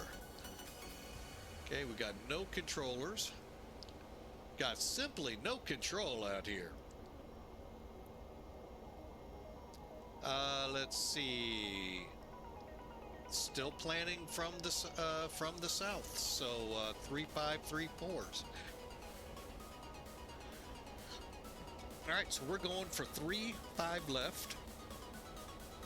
Off the teller, and teller is mandated at 11,210 knots to Krupp, which will be approximately 20 mile final, and then a long taxi back to park.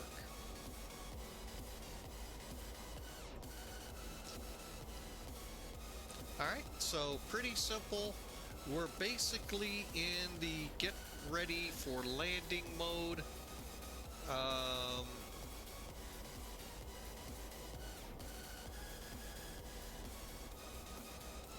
Let's kind of see what the init page is yielding us. Looks like 139. Okay, they're going 138 and 30 degrees flaps. We'll take it.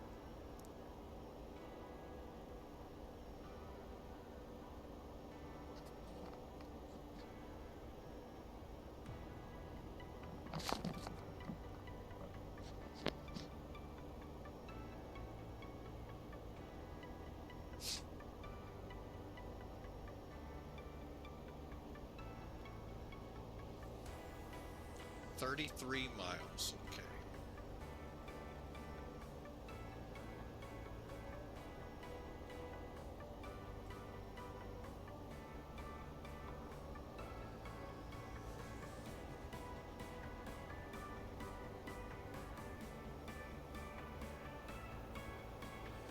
And I'll tell you, I am looking forward to the weather update. All they're saying right now is 1.x. Not sure when this is coming, but in essence, it's turning all of the radar information sources on in the aircraft, meaning you can set weather turbulence, map, and other great features available to real-world pilots. They're about ready to unleash in the flight sim world. Now, in order for this plane to do it, I'm pretty sure Flight Factor will have to get in and do something. What that is, I have no idea. And how long that will take, I have no idea. Same with Tolis and all your other developers out there that have that ability. That would include your general aviation aircraft, your GPSs could provide radar. Could. In the real world, I think they can connect to services to give you that, but don't quote me, I've never flown with a radar in a plane. That worked. Storm scope, I think once, but I never used it because I try to stay away from thunderstorms. Small planes. I don't know. Call me simple-minded. I don't know. Square.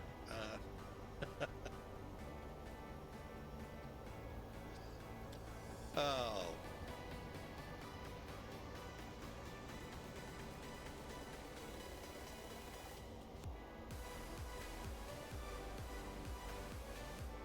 All right, we're about 10 miles. Now, how do you make this beast descend? Well, there's only really one way that I know of. Y'all can enlighten me in Discord, enlighten me in the chat here. Love to hear from you.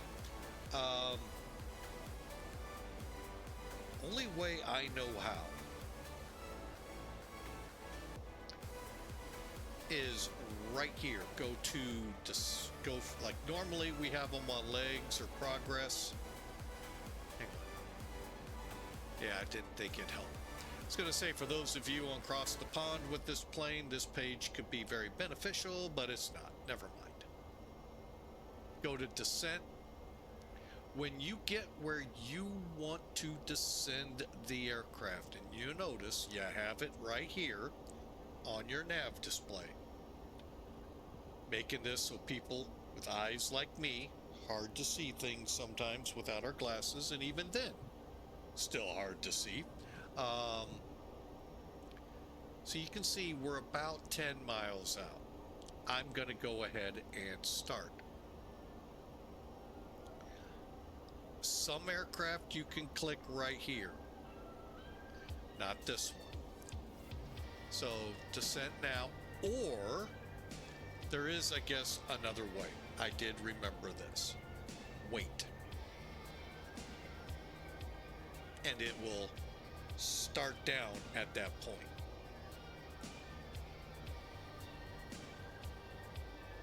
All right, so we're in our descent. All right, let's finish this up. Auto brakes. Let me take a look. How far? I'm gonna go 3. Reason being, I'm gonna try to make Mike 6, Mike 7 to make this taxi a little easier. Here, let me show you why.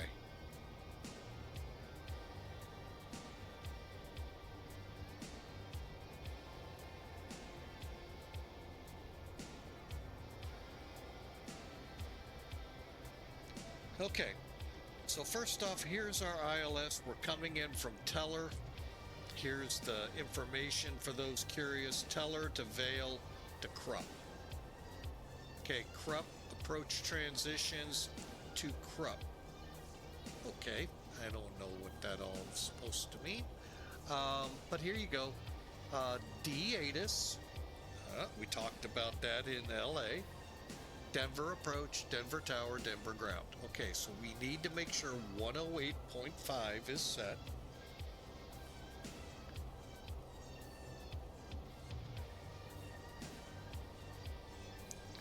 Okay, 108.50, 353, and this again is your ILS radio. Okay, it's not like the Zebos where you go here, or like we said earlier, set it here or here, and then your course. No, you set it down there. I don't know if that's real world or not. Be honest, I really don't care if it is or not. That's how it works in the plane. Okay, Diamond. 7-mile final, 7,000 feet. MSL, which equates to 1,560 feet above the ground. Remember, folks, we're coming into Denver. It's the Mile High City. So high altitude operation. Not as high as some airports out there, but it's high enough. Our decision altitude, 5,634 feet MSL, or as I sometimes call it, above sea level. The bracketed number, both under Diamond and the DADH, is above the ground. So 200 feet above ground. So giving you an idea. One other note, and I say this almost every stream to make sure y'all try to remember this one. Your METARs, those cloud layers that they show, be it few, be it scattered, be it overcast, few, SCT, BKN, OVC, they are above the ground. So our minimums here dictate above the ground operation. Minimums being, now this is above sea level. You're not going to get METARs reading when they're at literally 200 feet above the ground. 5634. No, they will say 200, 002. So just keep that in mind. So 200 above the ground, and we need at least a half-mile visibility, or an RVR of 18. Okay, once we're on the ground, that's what we came here for. So we're going to be landing 35 left. Here's my goal. Mike 7, Mike 6. Hopefully not Echo Charlie. Might be. I really would like one of these two. Okay, and then we taxi down over, and FedEx is right here.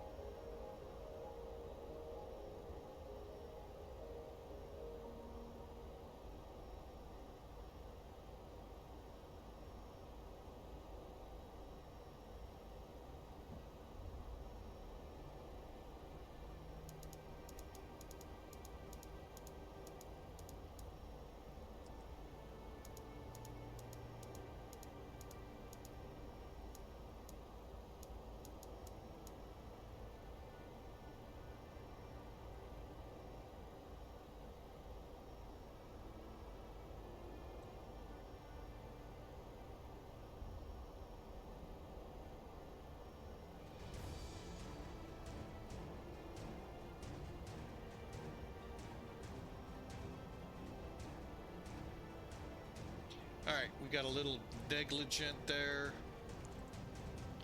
We need to be down around 20 by ski. We might make 22, we'll see. Which will be good, because we'll be back on track with our speeds.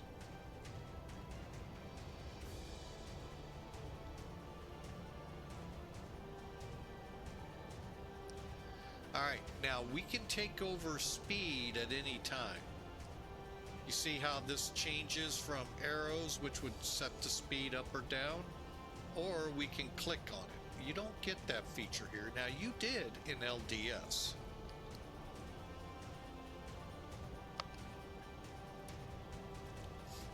So,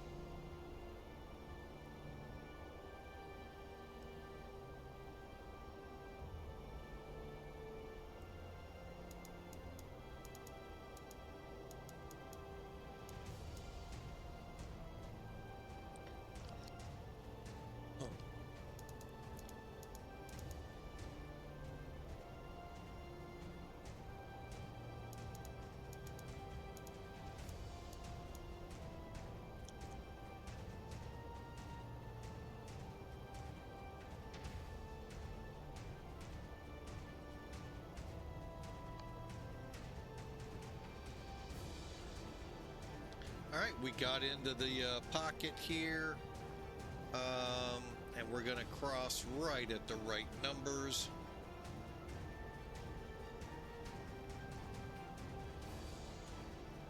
Perfect. So we didn't botch it too badly. Man, that looks really good.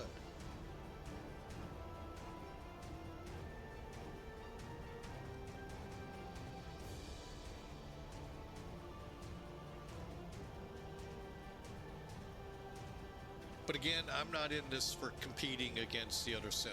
I truly believe this is a better sim, performance-wise. And that's what I'm in it for. How does the plane fly in the atmosphere? And hands down, I'm sorry, 18 minutes old, 30:09.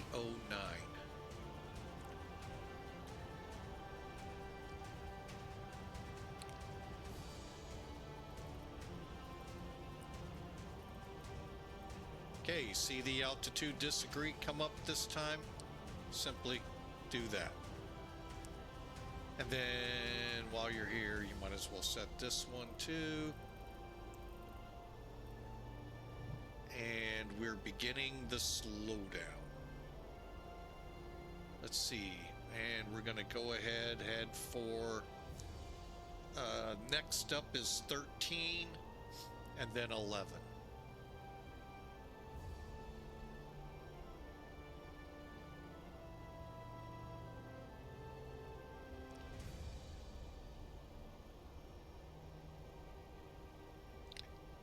And it's 250 here at this speed at 17.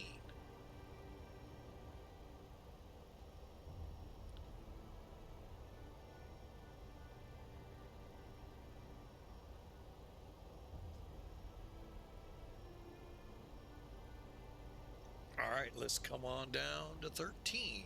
Why don't we?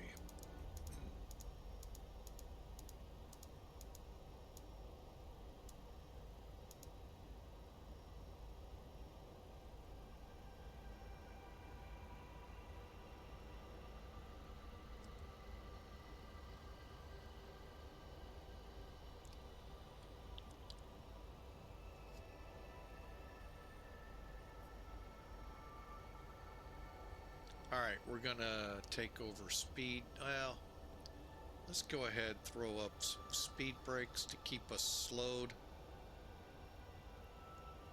Because at the end of this 22 miles, we leave the mountains behind us, but we've got to be slowed to 210. All right, and then we take that all the way into Teller and then on to the ILS, and then we begin our slowdown there.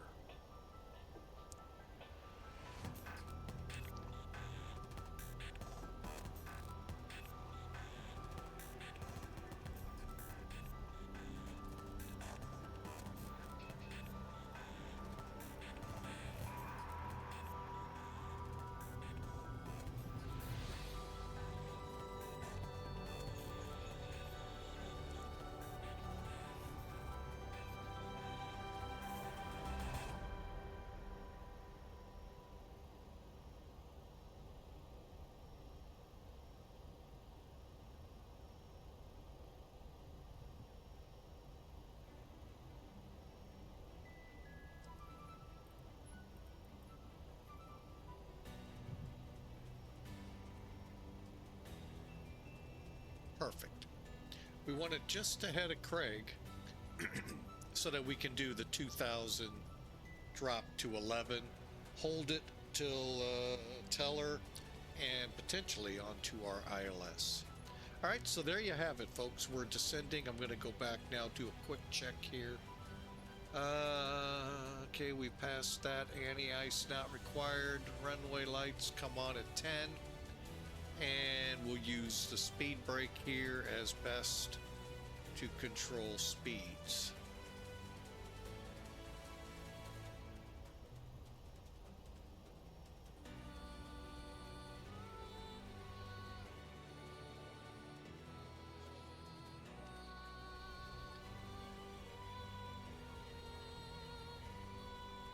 Also, you know, we're below flap speed, so I could extend flaps 1, which is the slats.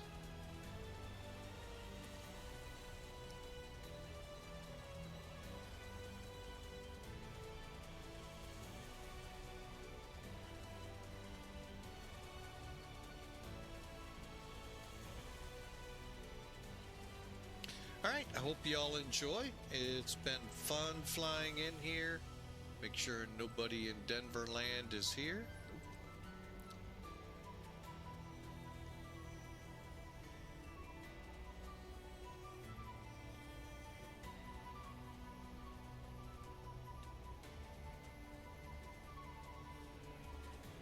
Ugh, excuse me, folks.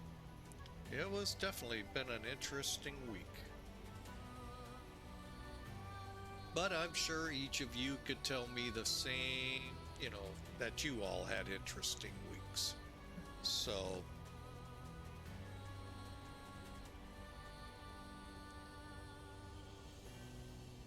right, here we come into that restriction. Next up is 11,000.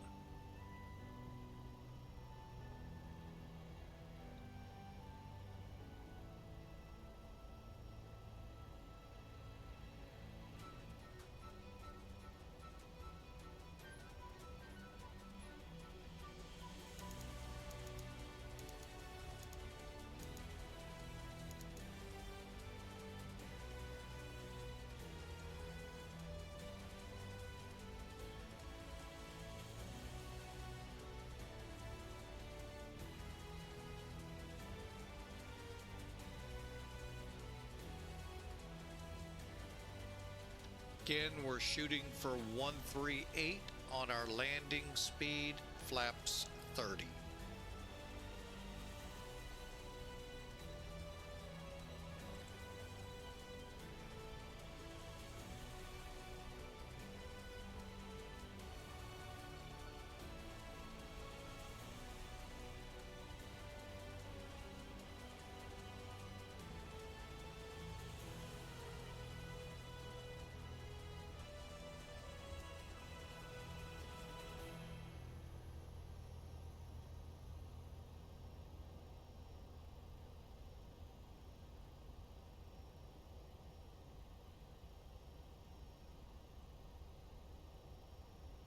All right, let's get this music silenced here and prepare for our arrival. Okay, we just crossed Gnarly, headed for Teller.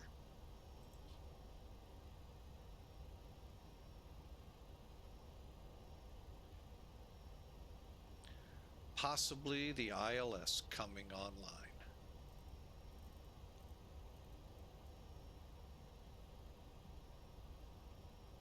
All right.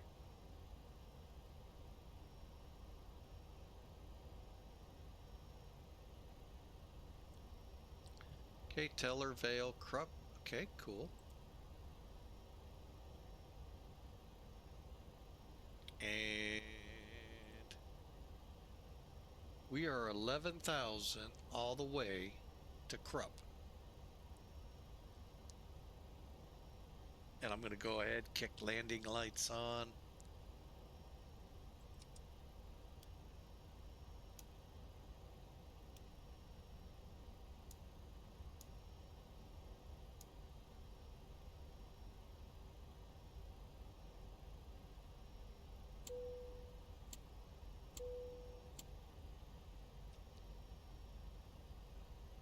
Okay, there's Fail.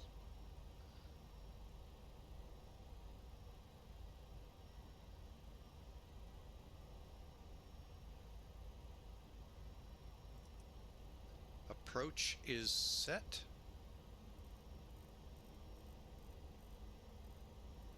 Things are going to happen pretty quick.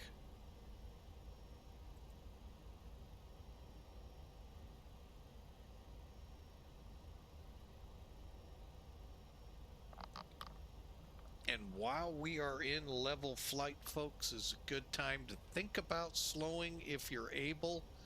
Otherwise, good luck. Spoilers help a lot. Let's go ahead, get our first notch of flaps in. And let's get a CTAF.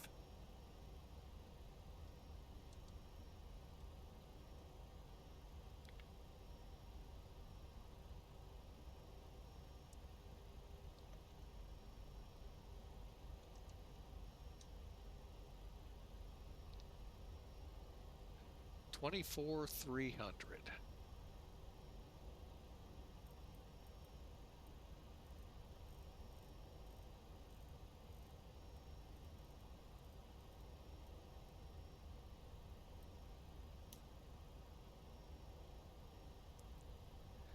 All right, let's slow this pig down.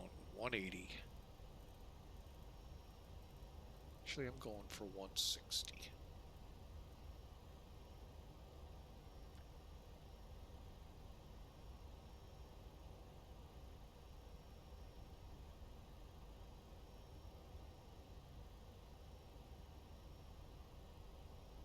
Got a runway in sight.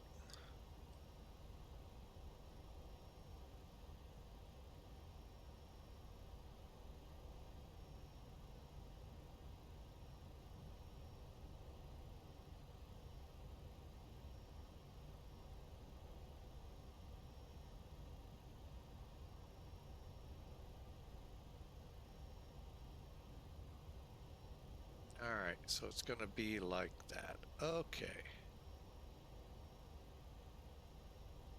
Denver traffic, southwest, 4596, downwind, 35 right. Denver traffic.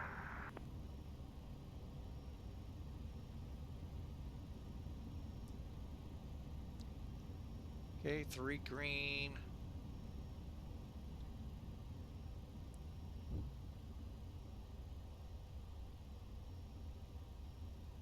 Denver traffic, top pilot cut 1977, taxiing runway 8 from Signature. Tampa, Denver. Ugh.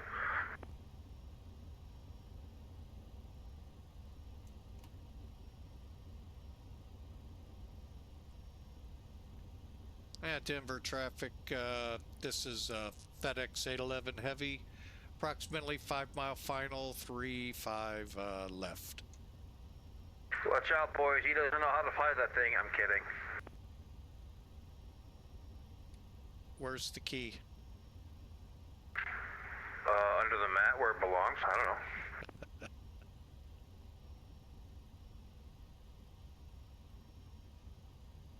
Is that next to the spare tire? Yeah, there. Yeah, right there. Sure.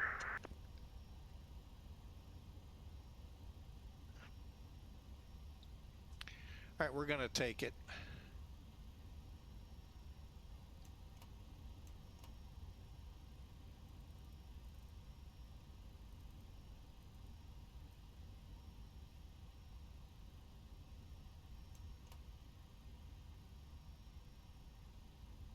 Laps full, spoilers arm, brakes 3.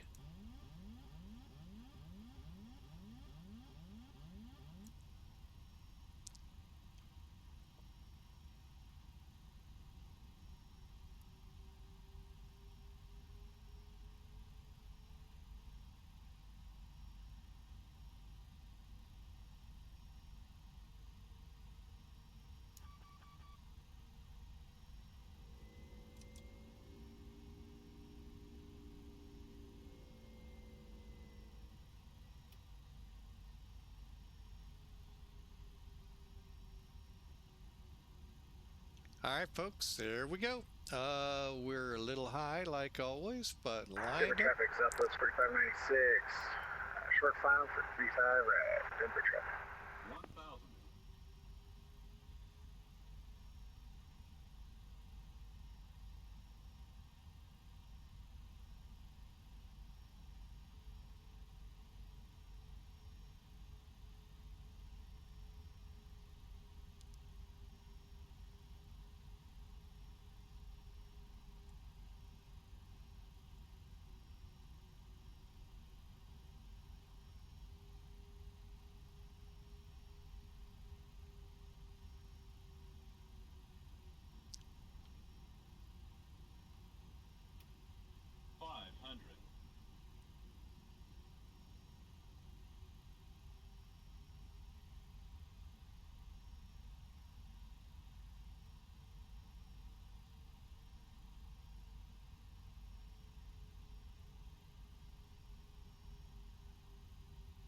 Minimums. Landing. 100. 50. 40. 30. 20. 10. Oh my, she's a floater.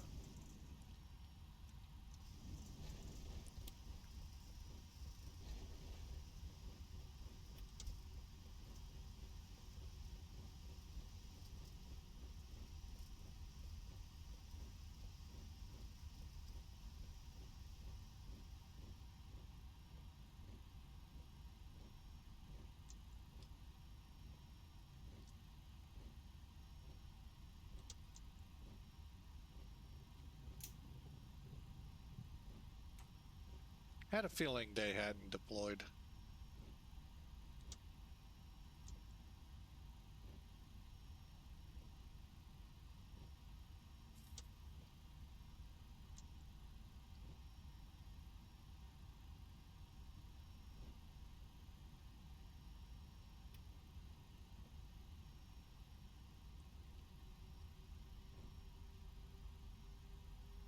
And Denver traffic, FedEx 811 heavy off 35 left, FedEx.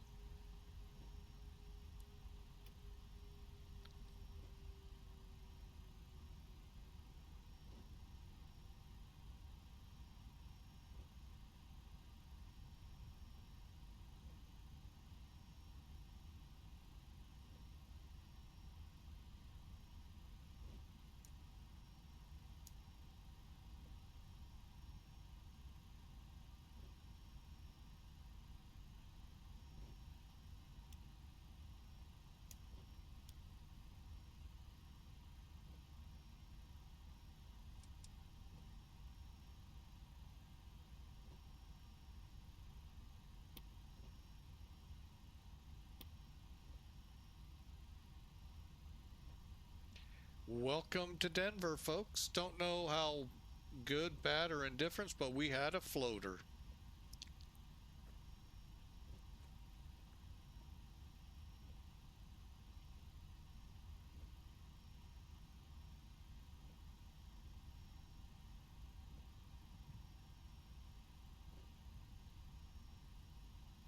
Denver traffic, Southwest 4596, 985 right. Denver traffic.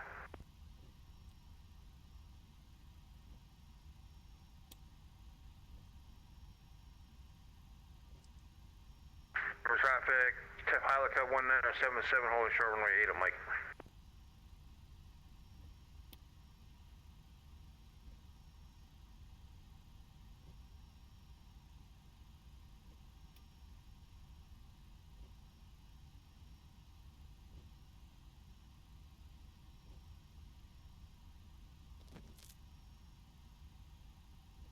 So I hope y'all enjoyed. Oh, Number traffic, pilot cut 1977, taxiing and holding position runway 8.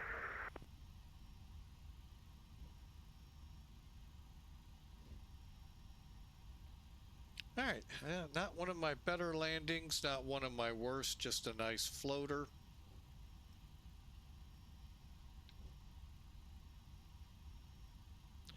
Think of better airports to do pattern work at, but hey, to each our own.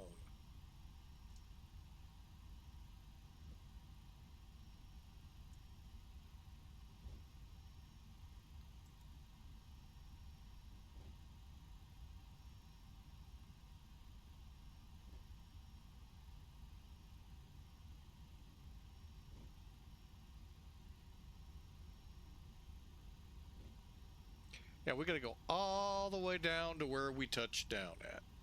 That's why it's always nice with South Ops. You come off and almost right into cargo. Denver traffic, pilot cut 1977, taking off runway 8. Service to Seattle.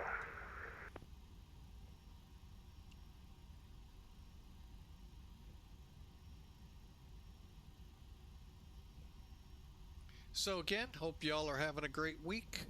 What do we got here on the warning? Speed brakes. Oh, I guess we could bring them in. Rein them in. I thought we already did rein the flaps in.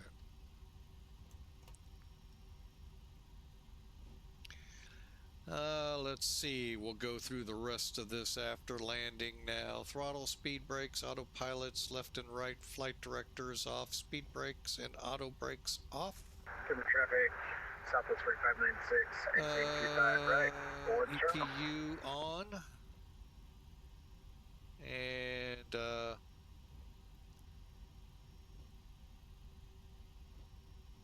again, hope y'all enjoyed. Fun trip as always. We'll head over to Lima. So up here we'll do the zigzag. And then into Sierra Charlie for the cargo ramp.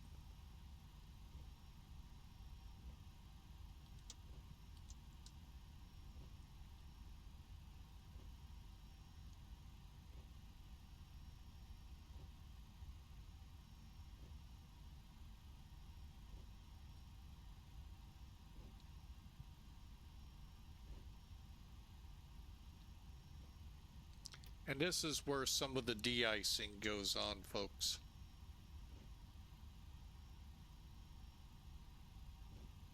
Again, pretty smart to do it down here instead of in gates, because it could almost take you 30 minutes to get down here, and then your de-ice formula is Denver traffic, useless. pilot cut 1977, airborne wheels up off of runway 8, climbing 9,000 for 400.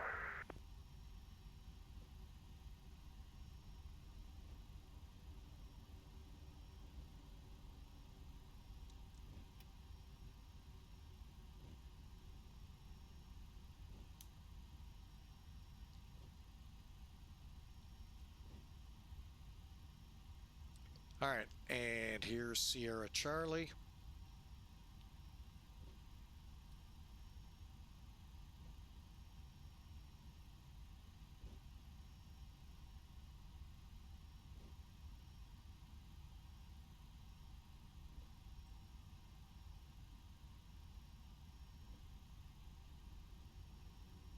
Huh, a Southwest Airlines aircraft parked here. Didn't know they parked them all the way down here. I thought they were up in like the C terminal or something like that. CNCS up there. Taxis. Oh well, hey. Welcome aboard, Southwest.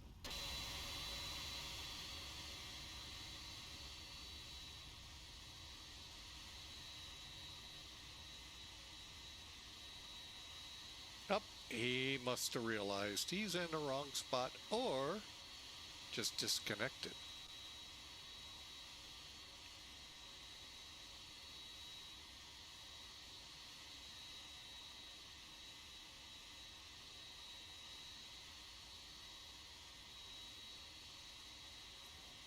Again, glad y'all were aboard.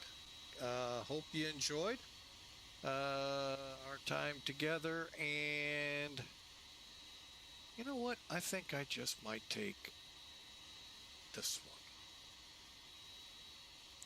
one. Number 3.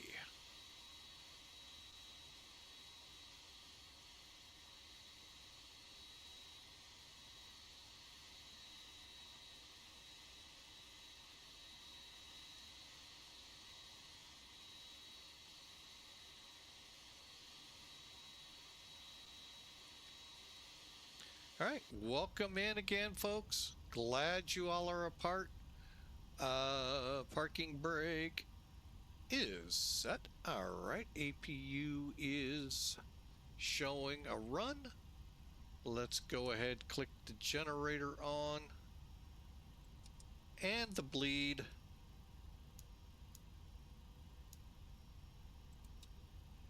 Okay, everything else looks good. All right, let's shut them down.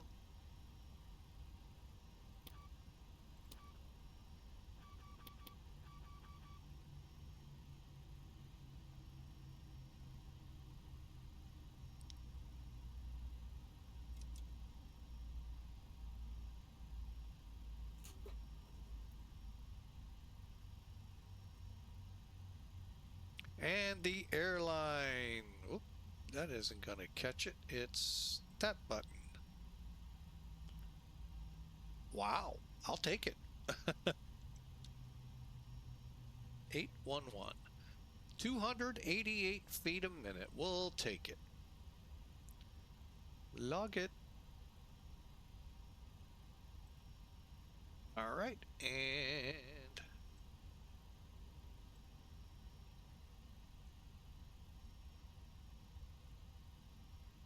all right, 747 miles they call it, and yes, I'm certainly going to exit. All right, folks, welcome again to Denver. Thank you so much for being a part of this flight. Flight 1, I might add. Get the GPU out here, the LSU, the chocks, the stairs, the loader, there we go. Head over to the airplane side of the house. Airplane, open, says me.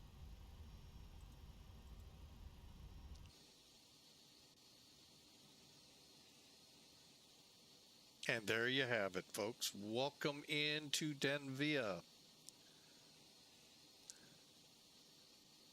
Hey, you know what? Let's see what it looks like here. Oh, yeah.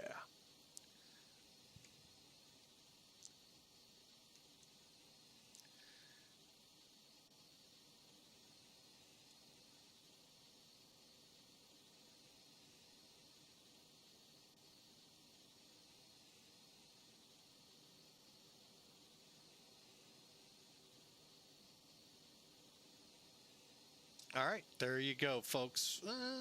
Kind of needed to come a little this way. There we go.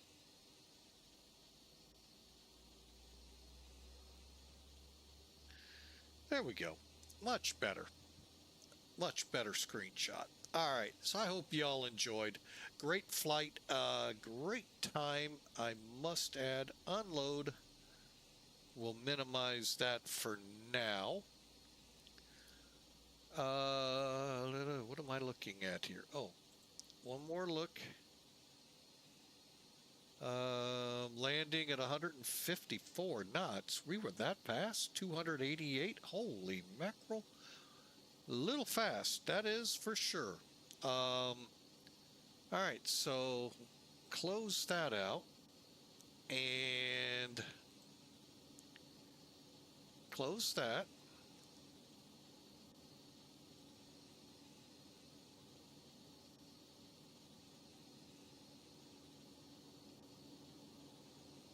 All right, just getting ready here, folks, for round 2.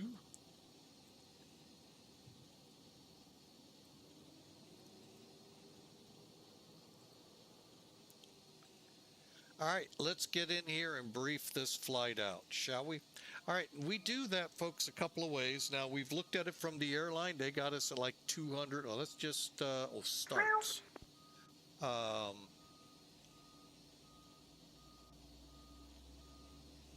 And that's when it, so we got a few minutes here. LA Center is up. And let's see, this flight, 295 feet a minute, fast on the landing, but 157, but hey, we'll take it. Beautiful, beautiful flight, fun time. Looks like LA's, oh wait, no, it didn't. There we go. LA Center is still up. Oh, looks like Chicago has something going on up here with some approaches. So we'll see how that goes. Yep, there's a tip of the hat, folks. Chicago is where we're headed next. All right, Sim Toolkit.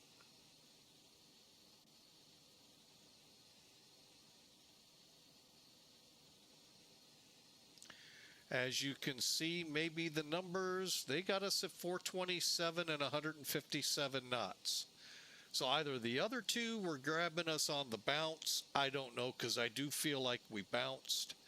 But overall, really a great flight, folks.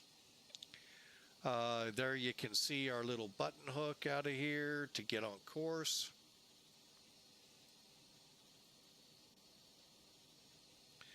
Two-hour flight, 748 miles. They were all saying 240 or 747. Just trying to get me on my good side because I love 747s. 10,200 kilograms of fuel. 1.4 on the G's at 427 feet a minute. Folks, great landing. Great flight overall. And yes, we floated. 2,600 feet down the runway, 11 feet right. Those aren't great, but I was really thinking we were going to punch it right here, but oh well, it floated. It happens, and that's how it goes. So, and that, folks, is why I like Sim Toolkit. You can get right in, see where you touch down. You learn a lot from that, folks. Like I said, we knew we were floating. And I'm wondering if I really did chop all the power off. Oh well, it doesn't matter. We made it, did it pretty good, and I hope y'all enjoy. I'm going to give it about another 30 seconds here, and then we're going to take a break. Head off, get a couple things done here. Hope to be back within 5 minutes, 10 minutes at the most. Pre-brief, get ready. We're going out of Chicago Midway Airport. So bear with us. Give us a couple seconds here to regroup. I'm going to restart the sim. So everything will be fresh on that end of the house. And all right, welcome back from the ad. Hey, folks, if those ads are getting to you, you know, subscribing will get you ad-free viewing. I get it, it costs, so that's your call on that.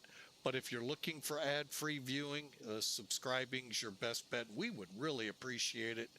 That money goes to, right now I'm looking at maybe a sound set for the 767 here from Blue Sky, was it? I forget who it was.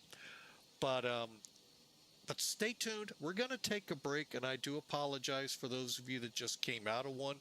We're going to break, regroup. I'm going to restart the sim. We're going to start up in a different airplane, hoping it doesn't crash the desktop. We're going to find out, and if it does, we'll regroup quickly over to Tolas and go from there. So for now, I'm glad you all were here. I'm going to leave FedEx up for a little bit longer, and we'll be right back. For those of you on YouTube, it's going to seem, well, first off, let me rephrase all of that. Those of you on Twitch, it's going to sound like we're heading out. We are. We're heading out for our YouTube viewers. Then we're going to reset the sim and then bring our YouTube viewers back in like it's starting. So bear with us. Give us about 5-10 minutes there, Twitchers. We'll be back. And like I said, we're going to be at Midway. And we got an Allegiant flight to fly out of there. So thank you all so much. Great flight into Denver. And YouTube users, thank you so much. The schedule is posted, or you have ability to find it in the community section on our YouTube page. And for those on Twitch not familiar with our YouTube page, shame on you. No, there's a link to it. So you can always find it also in our Discord. Here is a invite to it, and I'd love to chat with you there. So thank you so much. God bless you all. We will see you on the next flight.